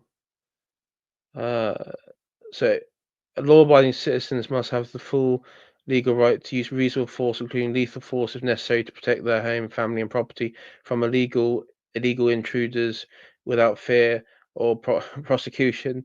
Self-defense prosecutions must apply wherever you are fairly protecting yourself, your family, or your property. Remove legal grey areas. The law must explicitly support decisive action in moments of fear, not judge split-second reactions with hindsight. We must legally affirm the castle doctrine. Your home is your sanctuary. Your right to defend it. Uh, to be voted for by members, or more detail coming soon. What do you make of that, Mitch? The sort of like castle doctrine there. yeah. I mean, I think it was like 100 years ago, like, before the First World War. Like we had that like sense of like self-defense laws, like and gun laws and stuff that made Texas look tame. Like so I'd preferably I'd go to something like that where because there was that case, wasn't there, like a gypsy tried to break into someone's house. He got killed by the guy. I think the guy was a pensioner. The pensioner defended himself and ended up killing the gypsy. And then that old man just got harassed all the time by the gypsies. And the courts didn't side with him, they sided with the gypsies because they're saying, oh, well, you killed this guy, blah, blah. It's just one of the things where, yeah, it's. This is just one. Yeah, I quite like this. It's not really talked about in the mainstream, so I like that Rupert Lowe's actually spoken of this. Such like a basic thing that should be brought back. And also, I imagine Rupert Lowe would be open to bringing back like pepper spray and stuff like that, because it's like, well, yeah, it's because you got that women's safety initiative. I've seen those kind of people, women's safety initiative, joining up with Rupert Lowe's Restore Britain. I can imagine Bill will say, okay, we need like if we could do with like young women being allowed to have pepper spray while we have a lot of the Boris Wave migrants and so on, who are not to be trusted around women, shall we say? No, I mean, one thing I'm just thinking. This is, I mean, maybe not relevant to this one, but I was thinking you could have a tax on landlords. So landlords who prioritize foreign nationals in properties, you put like a, like a 25% tax on it. You tax them for if they decide to house or to accept foreign nationals in like housing, rental housing, because most of it's like multi-oc housing anyway. Maybe a couple, like a very large family or a couple families. You put like a tax on that, which Yeah, there's, would.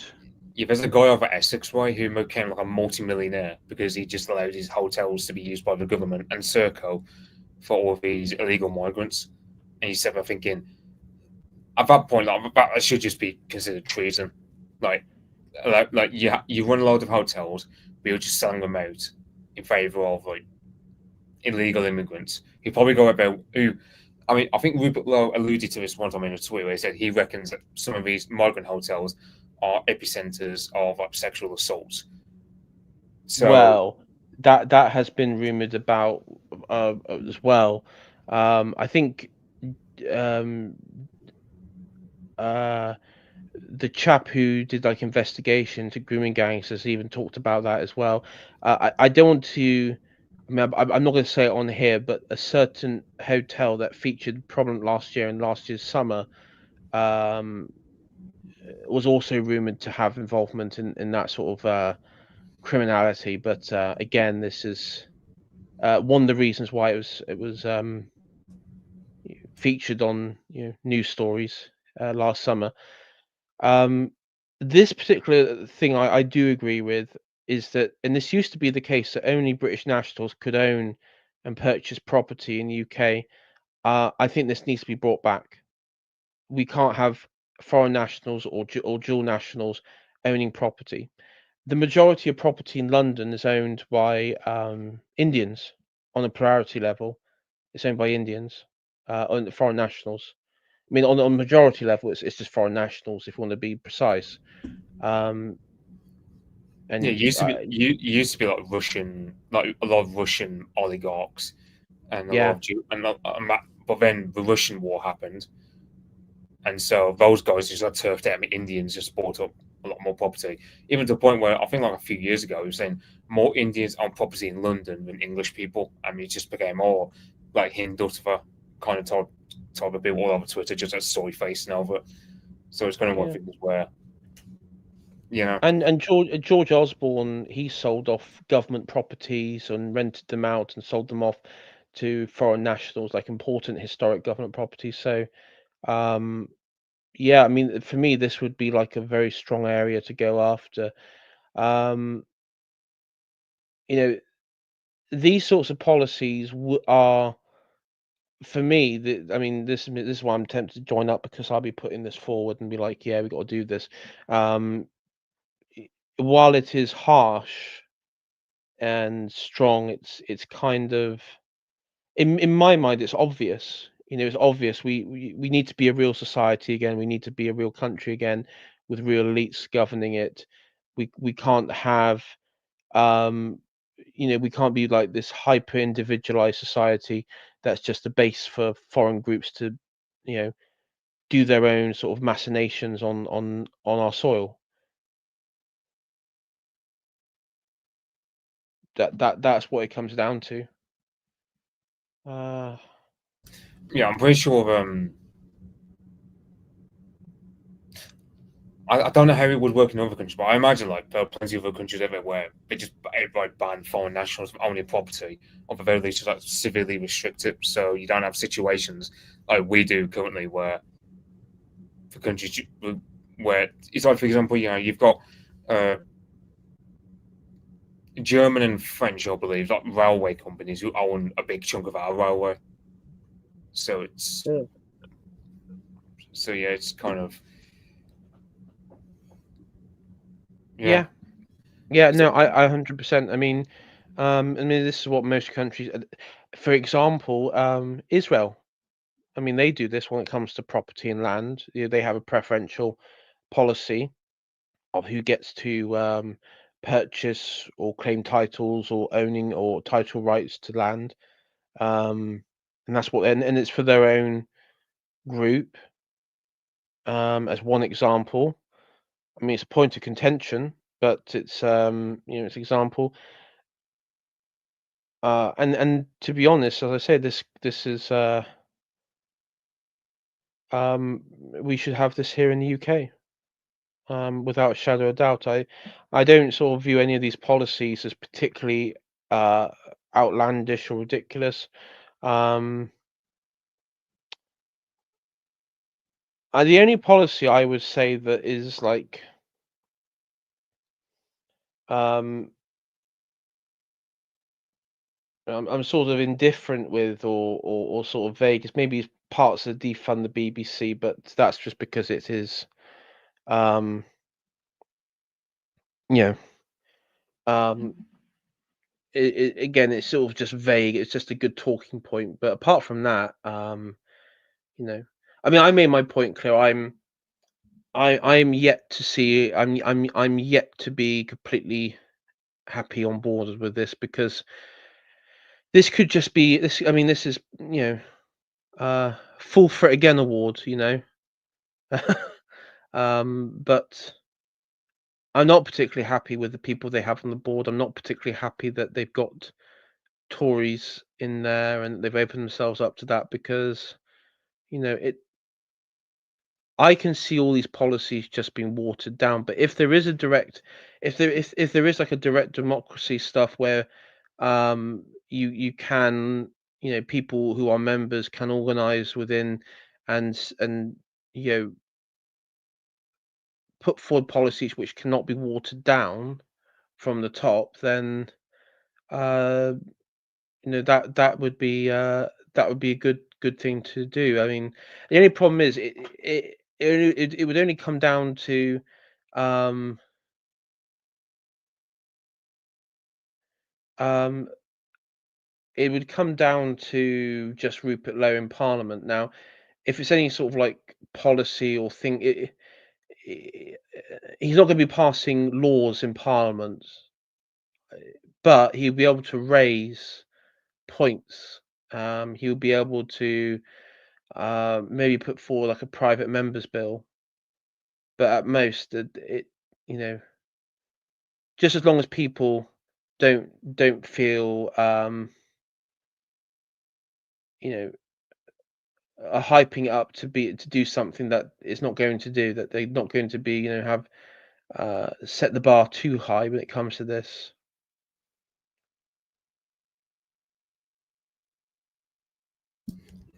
yeah, that's kind of been what I was thinking as well. Like I've a lot of people I know joined pretty much straight away because Rupert Lowe's got a good reputation among our circles. But on the other hand, it's also I'm just a lot more cautious, even with guys I trust, just because Yeah, I just think, okay, well, but like let's say some further details come out a few days later, and then it just shakes you, and it shakes your belief in this organisation.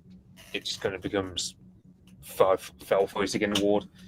I would yeah, say, yeah, and also I'd say, but so apparently Rupert Lowe, I've heard apparently, I say apparently because I haven't seen any way he said this. He said he's open to anyone, including, let's say, even Labour and Green Party people coming in if like into restore Britain. But I'm sort of thinking I don't see why anyone from Labour or Greens or Lib Dems would join Restore Britain. I mean, yeah. the He furthest, did say that. That he did say that. He did say that in a response to um a couple of posts, but he did add the caveat as long as you adhere to hold on a sec. Um, as long as he said, as long as you adhere to these principles here, which are the our principles. So if you're Labour Party or Green Party and you support, this, I mean, let's be honest. Who in the Green Party and Labour Party would support like defend our nation and cultural confidence, stuff like that? Yeah, so I think the furthest thing you've got was you have some Green Party people. I say some because they're probably a small minority. I think most of them are too far gone, really. But you can get some Green Party people on your side if you would say, oh, okay, the world is overpopulated, so why don't we just chuck it loads of people from a country like you got Jack in the discourse who says this a lot, where it says we're too overpopulated, we should just deport loads of people in order to bring down the population to a more sustainable level, as well as distribute contraceptives to Africa to bring down their birth rate and so on. It's kind of like where some stuff like that you can get. I remember that one Green Party woman back in the general election.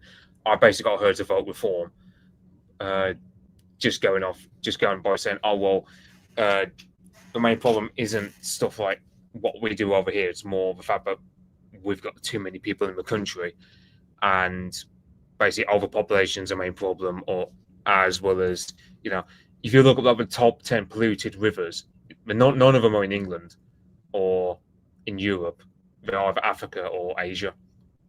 So, like, but yeah, that's only one Green Party type of person. And even then, like that woman, apparently she was leaving the Green Party for some unrelated stuff. I can't remember. But yeah, it's self-selecting for people to not join with Restore Britain when you're Labour or Lib Dem. I mean, the Lib Dems were screaming earlier saying they wanted, screaming to Hope Not Hate about this. So Yeah.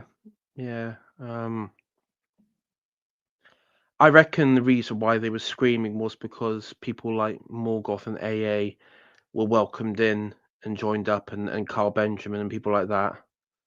That's probably why they freaked out.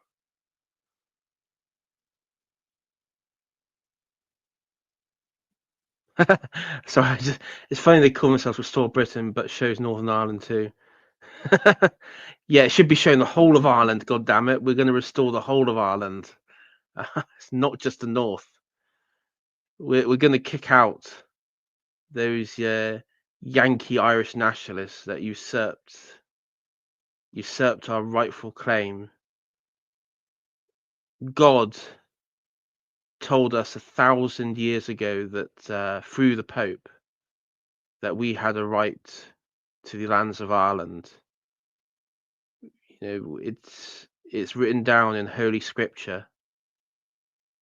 We have a God-given right to those lands, and if you refuse to accept that right, then you are, terrorist sympathizers. Okay, sorry. Anyway, I mean that is the excuse me. That is the policies and principles. I mean, you got the direct democracy stuff. So this is like the committed building movement rooted in direct democracy. Yeah.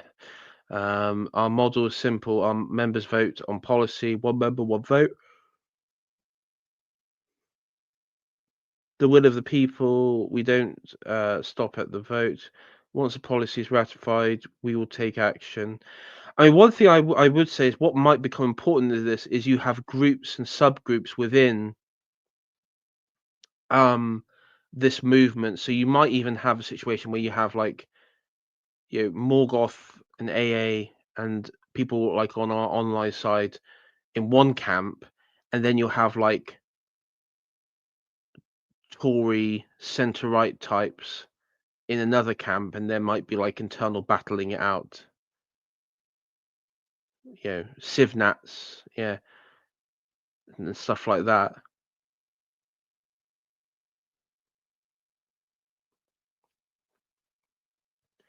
I mean, funding would be an interesting thing to look at as well. What sort of funding this would get. And Lawrence Fox, he got like 5 million for his mayoral election, and then all he produced, I remember Black Pigeon Pilled, was a video of him lying on the couch, with the camera doing like a selfie, lying on the couch, and then walking around having an argument with some random Londoner, and then that was it. It was, and he was like, "Oh, yeah, we're going to stop the woke mind virus," or some bollocks like that. Yeah, like the main guy funding the claim at that time was basically a railway artist who, apparently Lawrence Fox is into trains as well, and that was his name, Jamie Hoskins or something like that. The guy's name was. He just gave the guy like millions of pounds just based off the fact that he and Lawrence could talk about trains.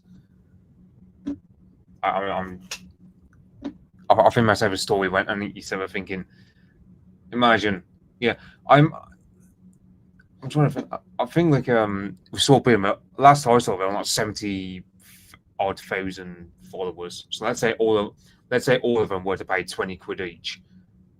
I mean, you're talking quite a hefty amount of money already. Yeah. Also, funny. There's a Cromwell club where it's like 2,500 quid a year. I'm wondering who's paying for that. Yeah.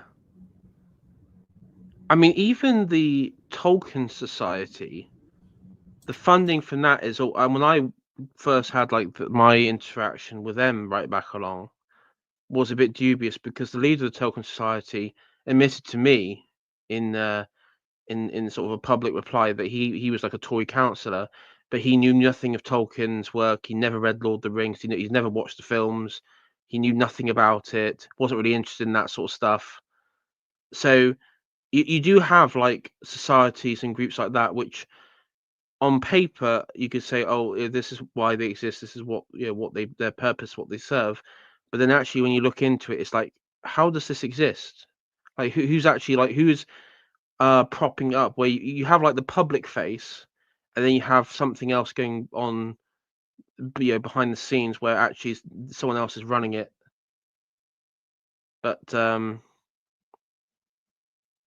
that for me is like it's a bit of a sussy one, and uh,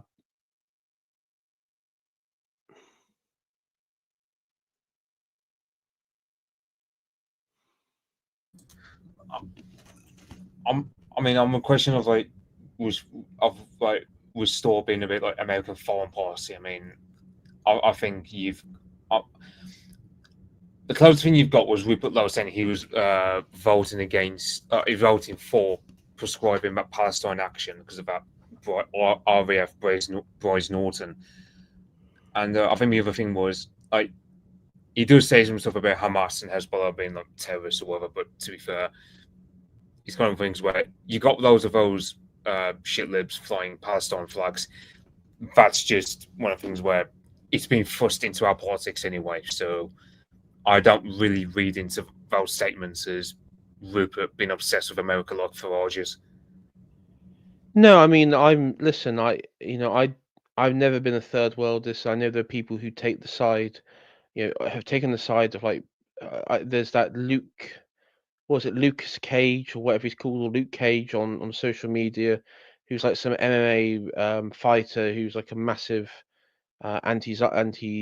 well anti-Zionist figure, right? And he's a third worldist. He has taken up the mantle of like promoting third worldist stuff, and he was like massively supporting um what was it? Massively supporting that Bob Villain fella from Glastonbury that we talked about on Nine Dukes stream. and as many people like consumer historian and others pointed out, like no idiot, he was like telling the native British people to fuck off if they wanted their own homeland, if they wanted their own country and civilization to continue. And he's like, "Oh, I don't care. This, he's taking a fight to Zionists, yeah, yeah." And again, that is a massive problem in itself. You have like these, um, and this is effect of the modern state where people, it's taught into you liberals not to care about your own homeland, not to care about yourself, think of the other, focus on the other. The right does this by focusing on Israel, and the left does this by focusing on any cause where it and in this particular one it's like Palestine action. And the funny thing is, if let's just say magically tomorrow Palestine was brought into existence as a state, as like an Islamic republic or what have you, with all its governing bodies and everything, and it just became a bog standard government. Excuse me. Um, every Palestine action people would just abandon it and go to another cause because they don't really care about Palestine. For them, they're in their mind they're at a war with Western imperialism. It's more of a hatred of our society than it is a hatred of Israel. At the end of the day, I mean, they don't like Israel because they view it as like a Western imperialistic state and everything, targeting Arabs. And unfortunately, because of the way Israel behaves today, it's not entirely untrue. You can draw a distinction.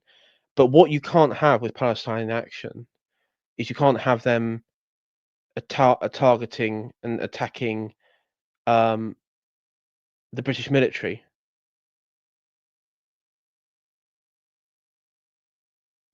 And so when it comes to prescribing them, I mean, yeah, you can't you can't have um you can't have like the British airfields being like them threatening to target more British bases, RAF bases, where we manufacture weapons, you know. Yeah, and I don't really see Rupert Lowe as being obsessed about copying America because I mean Farage is very much into that, where he's just a massive Atlanticist. Whereas with Rupert Lowe, I just see him as firmly centered in this country. Like Well, yeah, he, the right wing the right wing obsession with Israel is purely an American invention. It doesn't exist here. Thatcher wasn't big on Israel. Many people on the Conservatives back in the day weren't. Where the only reason that exists, and as you've seen, is like the evangelical, sort of uh, cockamamie interpretation of the Bible is what gets them off on supporting Israel. It's purely for just biblical um, you know, interpretations. Someone's saying glowy alert. Who's the glowy here? They're referring to me.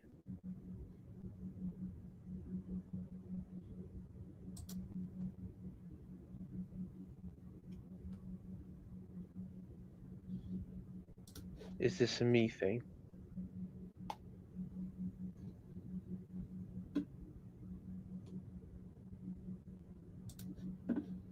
Oh, yeah, no glowies. I mean, glowies are welcome. Might actually learn something. If they're here, if you're from the 77th Brigade, you might actually learn something here. You might get some interesting information. Um, oh, I see. Yeah, no, I see. Um,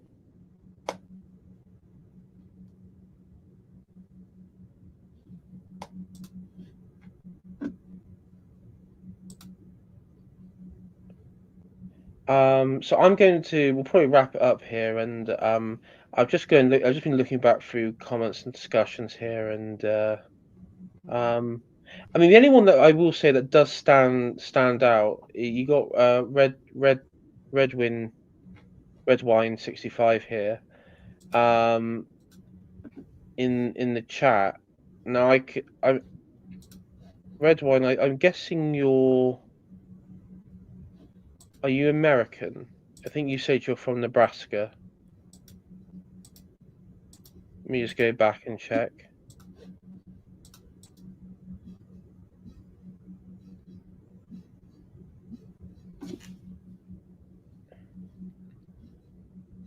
Yeah, you're from Nebraska. And you seem to be uh you seem to be in favor of I mean, look, all I would say, oh yeah, I'm just going back. I mean, all I would say is, and this is just a bit of advice. I don't want to I don't want people to be horrible to Red One, because I know you're saying things that people won't agree with, but so I don't want people in chat to be horrible. But all I would say as a bit of advice is, and I do understand the logic, which I don't agree with at all, but I understand, like enemy of my enemy, that sort of stuff. But what I would say as a course of action is, when it comes to your own people and your own community in Nebraska, um, you have to look within yourself for strength. If you look at the foundation of America, um, they looked inwards. Now, whether you can agree with what the Sons of Liberty and that movement did, they looked within themselves, and they were exclusively English and Protestant. When you look at the Americans that conquered the frontiers, again, it was extremely exclusively within their own group. And so, um, I would say a best course, you can be against jihadism and the third worldism, and also against, organizations which are dual nationals, that like in Israel, like Zionism. You can be against both of those. It's not one or the other, and you can adopt a position where you're just, no, I'm looking after, I'm for America, and I'm for my state of Nebraska. Um, and I would say at the moment, for example, the reason why you might adopt that is, um, America isn't there. The American people, you people in Nebraska who make up, the salt of the earth of like the American military, don't exist at the beck and call for foreign wars. Um, and that's all I've got to really say on that. And I would just say that, I don't. Maybe there's a religious component to you why you agree with it. The evangelical stuff, I don't know, but I would just say that what makes America great as a nation isn't being at the beck and call of foreign groups and foreign individuals who had no making in the foundations of its country. It comes from its own people, from within you. So that's what I would say on that. But no, thank you for coming on this chat. And I know you probably saying stuff that wasn't very popular among other people, like that I've seen. But yeah, no, thank you for coming on this chat and coming on there. But that's just my sort of advice that I can give. Yeah, there's one Um, guy asking like why reform are high in the polls. Attribute that to I'll just attribute that to well, it's people. frustration. Yeah, people just feeling desperate and wanting, like, Mm, like I'll just back, say, as like, because they're seen as the only party that is seen as being really anti-immigration, because no one's going to listen to a bloody Nigerian Yoruba woman talk about immigration, are they? And no one likes Keir Starmer, no. and the Lib Dems aren't really, and Greens aren't really much of a factor. Yeah, So nobody wants to vote. Nobody wants to vote for these parties. Nobody in Britain wants to vote Labour, Tory, Liberal, Green, or whatever because they all understand that they're just all a bunch of charlatans um, who, who they're just all a bunch of lying media charlatans. Nobody wants to vote for these people. People, I mean, and this is where people get frustrated with reform and they get frustrated maybe even with the homeland is people we live in an age where you have like these very radical changes in society. In the last 20 years Britain or 30 years Britain has changed radically in on the multiple levels of ways. Like America has changed radically, like most of the West has changed quite radically, and people want radical movements for um to counteract that. They don't want what we have now. And unfortunately, I mean, Farage, he is a good orator. I will give him that. He is a good public speaker. He's good at cutting through to people, and it's why like in previous occasions, when he leaves a party, people aren't there for the party; they're there for Farage. Um, and when it falls apart, like it always does with him, reform will from one day be a major party and it will just go into nothing. It would just go into obscurity like UKIP, like the Brexit Party.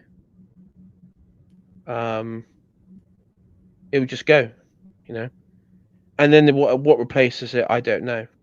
I would say that the Tory party at the moment, it is you know its foundations, like in 97 they still had like their shire rural foundations um in place.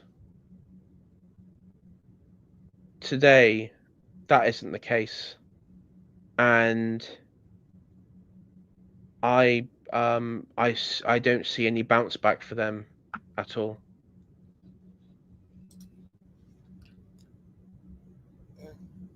I don't. Yeah, I mean, some people are saying reform.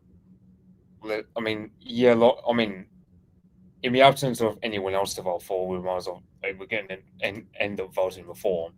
I don't see them enter coalition with the Tories because I think reform's going to win that many seats that they won't have to. Although some people on our side reckon that as things get closer to election time, you can imagine more scrutiny of reform. People will think, okay, why vote reform? Because you have, for example, Richard Tice. I mean, I don't get. I mean, I mean, if you were to listen to Richard Tice, you just think, yeah, you don't feel any confidence that with guys like him around, that reform are actually serious.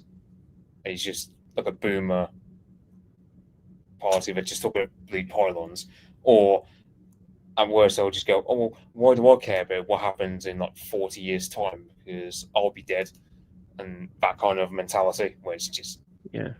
who wants to vote for I, that?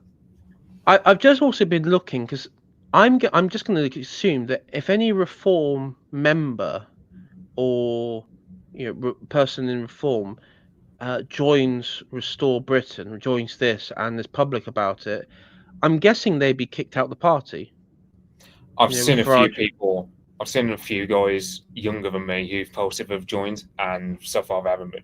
I mean, my local reform branch have been a bit split over because I'm one of them. I was not splitting my vote, but on the other hand, it's like they don't. But like Rupert Lowe has been critical of reform for a whole load of reasons, and it's like Yeah. I don't think. I mean, in terms of reform, lower party, like the lower tiers of membership, they're just a bit split in the middle about it. Whereas I can imagine, yeah, you got Zia Yusuf, Forge, Tice, etc.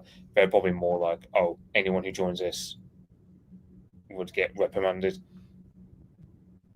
Yeah. So Mitch, we're probably gonna wrap it up now. Any final comments on Restore Britain, on Rupert Lowe's project here?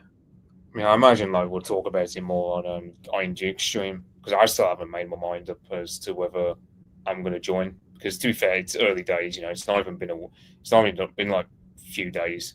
So I'm just kind of reserving judgment after having talked with uh, many of our guys. Because I mean, Morgoth, for example, has given his seal of approval, which that's a good seal of approval, as well as other guys in our circles like Charlie Downs, who I might say is a good egg. But yeah, but as I said, I just remain cautious for the time being. Yeah, I remain cautious. I mean, the fact that if Morgoth and AA and Downs and people like that are in there or interested or being affiliated within it and involved with it, my message, and I don't, this is all preaching to the choir here, but my message to maybe Charlie Downs and if anyone like that are watching who are in there, I would say the most important is that you stick up for our own group above all else. Um, that you are willing to go to radical policies that can, uh, which you are not, not to be governed by fear in achieving those things from naysayers within, and also, I mean, more importantly than not, uh, you know, I would say that you know you have to you have to articulate in a way and maybe even go on a journey of self-discovery to actually find out who you are and what it actually means to be British. And I mean, this is the thing. There's so many people that say, "Oh, this is what I mean. This is what it means to be British."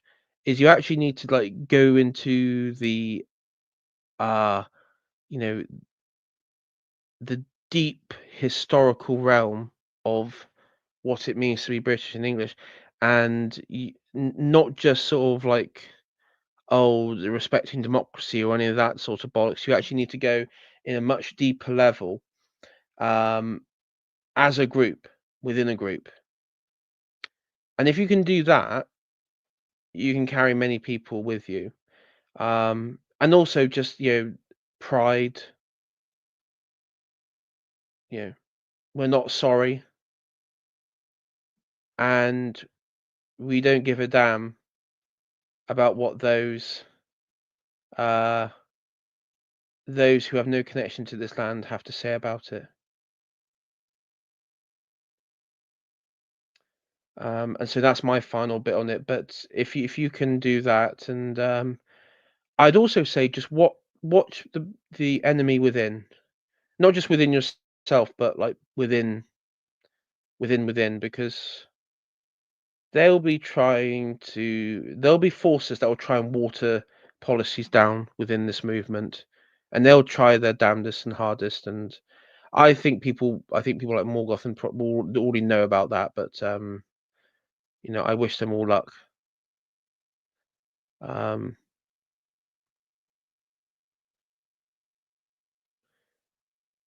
so um, apart from that, thank you, Mitch, for coming on. Thank you, everyone in chat and people for watching. I hope that this has provided sort of a bit of information about this. I mean, whatever the decision is, my advice would be to just give it a week, maybe give it a week, see what policies they come up with, and make your decision there.